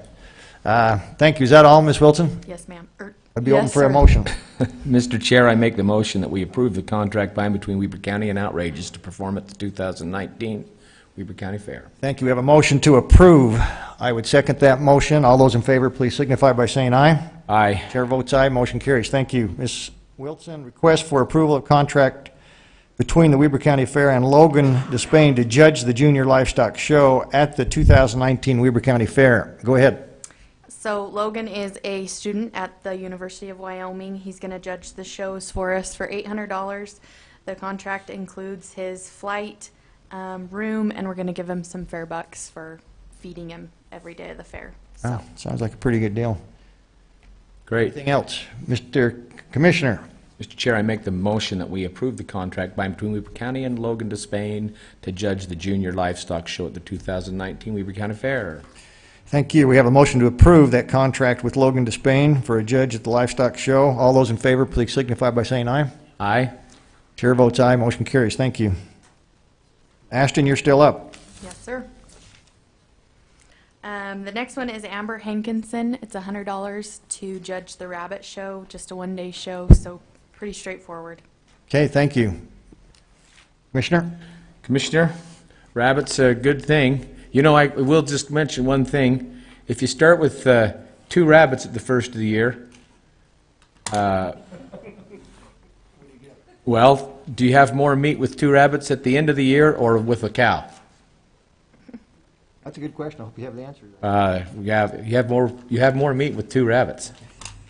Just a little factoid there. Was that a motion or? Well, no, it's not. But the motion is to approve the contract by and between Weber County and Amber Hankinson to judge the rabbits for the 2019 Weber County Fair. Thank you. I'd second that motion to approve that contract with Amber Hankinson to judge the rabbits. All those in favor, say aye. Aye. Chair votes aye. Thank you. Motion carries. Ashton, next. The next one is an agreement with Fremont High School, the marching band. We've had to hire out individuals to man our parking lots during the fair, so we kind of approached it differently this year, and we're just giving them a lump sum of $1,100 to man 3 gates during the fair. So goes to a good cause. Great. Thank you. Commissioner? This is awesome that we're involving high school students to help this. This is out-of-the-box thinking. It's who came up with this idea? Chris Anglesey did. That's a great idea. Chris Anglesey, it's a smart idea. We're using some other folks. And so I'll make the motion, Mr. Chair, that we approve the contract by and between Weber County and Fremont High School for their marching band to attend the parking lots at the 2019 Weber County Fair. Thank you. We have the motion to approve. I would second that. I'll call for the motion. All those in favor say aye. One moment, if I make another comment. Go ahead. Please, Ashton, be careful that any money's going between the county and that organization, they may need to go through the foundation. Check that. Okay. Just check that. So, Good suggestion, Commissioner. motion to approve, aye. Motion to approve, aye. There you go. All those in favor? Aye. Passes. Thank you. Thank you. Next, we hear a request for approval, contract by and between Weber County and the LexisNexis Electronic Law Library to provide an electronic library for the inmates incarcerated in the Weber County Jail. Mr. Maragoni, thank you. I'm actually Brandon Flinders. Okay. I'm a sergeant with Weber County Sheriff's Office. We wondered how come. Yeah, we thought you changed. A better-looking feller. Right. So I'm here to seek approval for a contract between Weber County Correctional Facility and LexisNexis. The contract is to provide an electronic law library for the inmates incarcerated. The Weber County Pull that mic a little closer to you. Pull that up. Oh, sorry. By providing law library meets Utah jail standards and case law requirements. The requirement that we have to provide legal assistance to prisoners in the preparation for filing meaningful and legal papers. This requirement is met by providing law library. If not, we'd have to provide a staff member to do so, which it's definitely cheaper to do a law library. In the past, we've had paper books, which the paper book contract is about $200 less, but it's more staff intensive. The paper books don't have case law in them. We actually have to research case law, print case law. We print hundreds. We actually have one inmate right now. We printed 800 pages just for him this year so far, and we recouped $0 back from him because he's indigent. So doing the law library on electronic, he can do his own research. He'll take staff out of it. Also, the paper books, if they rip a page out of it, that cost, we had to buy a new book. It's not part of that contract. Some of those books are upwards of about $1,500 a book. For the books, it just replaces the cost of the updates every year. So by doing electronics, law library, they can't just tear apart a book. If they destroy a tablet, it'll be on the tablet. If they destroy that, that would actually be, we can actually see that right then and charge them right then for that. Or the books, a lot of times it's concealed. You can't find that one page they ripped out.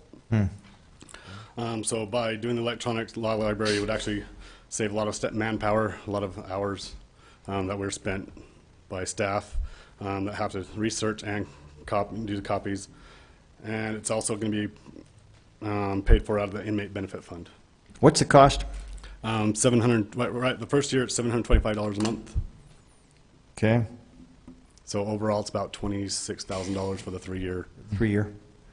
Is this going to save you printing costs then? Couldn't they print off from their tablet or not? They will not be. No, they'll be actually handwriting from the tablet. Okay, got it. Doing all the research and just handwrite it. Makes sense. Okay, anything else? Nope. Commissioner? Nope. You know,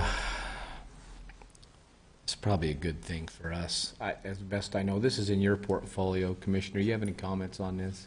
No, I think the comments were made, the paper, is harder to control. You have to do the printing. And the only question I had was if you can reduce the printing cost, which it sounds like we can. So they make them do the notes, which is a good idea. So I support this. With that, I'll make the motion that we approve the contract by between Weber County and LexisNexis Electronic Law, or for the law library. Thank you. We have a motion. I'd second. All those in favor say aye. Aye. Chair votes aye. Motion carries. Thank you. All right, thank you. 8, request for approval of interlocal agreement between Weber County and the State of Utah Attorney General's Office for this Children's Justice Division annual allocation to operate the Weber Morgan Children's Justice Center. Welcome. Thank you. Roberta. Thank you. Good afternoon. See you. Good afternoon, Roberta. I'm sorry I didn't bring lunch, but, it's close. You should have received a copy of a packet that had to do with our contract that we've had with the Attorney General's Office. The first one, I believe, that's on the list here is the one basically for general operations. It's pretty straightforward. It's an addendum or an amendment to our previous contract. This year's contract is slightly up over the previous years by about $8,000 over what we had last year. And just for same types of things for personnel. If you have any questions, there should be a budget sheet right on there with them that shows where I've allocated out all the different funding. But if you do have any questions, I'm happy to answer those. Yeah, I've reviewed that. I don't have any questions, Commissioner. We have one of the best children's justice centers in the state. And it's because of you and the people that work there. We are always being looked at as the example as to what to do or how to do things. Thank you. And unfortunately, we have to have a children's justice center. That's true. It'd be okay to go out of business for lack of need. So I'm sorry that we have to approve this, but I'm grateful that we are going to, or I think we should. So with that, I'll make the motion that we approve item number 8, or the interlocal agreement by between Weber County and the state of Utah for the Children's Justice Division. Thank you, Commissioner. We have a motion to approve the interlocal agreement between Weber County, state of Utah for the Weber Morgan Children's Justice Center allocation. All those in favor say aye. Aye. Chair votes aye. Motion carries. Thank you. Thank you. Roberta, you're still up. Yes, there's a second contract that we have that's separated out for the forensic interviewer.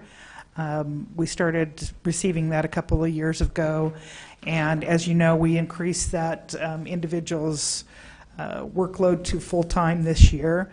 Really feeling like that person can't handle that on their own. It's too many interviews to try to do in a day, both mental health, et cetera, to try to talk to the kids about that, as well as part of our contract with the state says we have to share that person to do training and to go help other centers, et cetera. So they are going to go ahead and renew the same amount of money that we had before to help offset a portion of her salary. Weber County is picking up the other half of her salary and benefits. And then there is an additional $5,000 that's in there that is part of the VOCA grant request that we made to add a half-time person to be able to assist with those interviews as well. That contract is, with VOCA, is still in revision, so, but we're assuming that that will all come to fruition, and then we can use that $5,000 as the match that we need for that grant. So not really a whole lot of changes there. Same type of thing as what we had last year. Thank you. I actually attended the board meeting when this was discussed, so I think this is a good thing, Commissioner. Thank you, Commissioner. And with that, I'll make the motion that we approve item number 9 on our on our agenda for the interlocal agreement by between Weber County and the state of Utah for the forensic interviewing. This is awesome. Thank you for that motion. I'd second it. All those in favor say aye. Aye. Chair votes aye. Thank you. Carries. Thank you. Last item that I can see here, request for approval of an interlocal agreement between Weber County and the Utah Governor's Office of Economic Development for the creation of a recreation-oriented pedestrian cyclist wayfinding signing. Excuse me. Charlie. Commissioners, thank you. I feel like I haven't been up here in a little while. Yeah. Good to see you again. Yeah. Thank you. Only been 5 hours. So you guys have seen the wayfinding signage that we're creating for the transportation corridors in the Ogden Valley area. Part of the plan component is to create a pedestrian and cycling component of that wayfinding plan. So we don't have that quite designed yet, but we weren't quite sure how we were going to execute it as far as funding goes. We reached out to the Governor's Office of Economic Development through GoEd. They've got a recreation grant opportunity. As long as we put in 50 grand into that bucket, they'll put in 50 grand into that bucket, gives us $100,000 to create these signs. These signs are intended to go along the paved pathway portions in the Ogden Valley, which you guys, I'm sure, are aware. We have another mile and 3/4 paved, opened up now. And we'll continue to have more as we keep going around the Pineview Loop and look for other opportunities. So just looking to execute the plan that we currently have in development, building the signs and putting them up. Great. I'm assuming this is different than your wayfinding signs that we've had discussions on. And it's complementary to. Okay, yeah. Yeah, so it is, but it's not. It's of the same thing, but they complement one another as they should. Yeah, which is great. So this is great, Charlie. Okay. So Mr. Chair, if yes, go ahead. I make a motion that we approve the interlocal agreement by between Weber County and the Utah Governor's Office of Economic Development for the creation of a recreation-oriented pedestrian and cycling wayfinding signage. Thank you for that motion. We have a motion to approve. I'd second that. No other discussion. All those in favor say aye. Aye. Chair votes aye. Motion carries. Thank you, Charlie. Great job today. So that brings us to Commissioner's comments, unless I missed something. I stand to be corrected. No, it brings us to Commissioner's comments, and I just will say something. Go ahead. You know, rarely when we have a commission meeting like we did today, where there is a lot of emotion, I thought it was first off, I appreciated a lot of the comments that were here today, but I also I took with note that the petitioner came up and thanked us. That was good form. We live in a great place, and you know, this is a great, it's wonderful to work with this group. Thank you, Mr. Chair. That's great. No, I thought it was good. The public comments were good, and I think everybody stayed within their boundaries, which was great, and didn't have any hostile environment there at the end, which was very good. So I would entertain a motion to adjourn. So move. Have a motion to adjourn. All those in favor say aye. Aye. Undebatable. Wow. Stand adjourned. Thank you for everybody, their patience.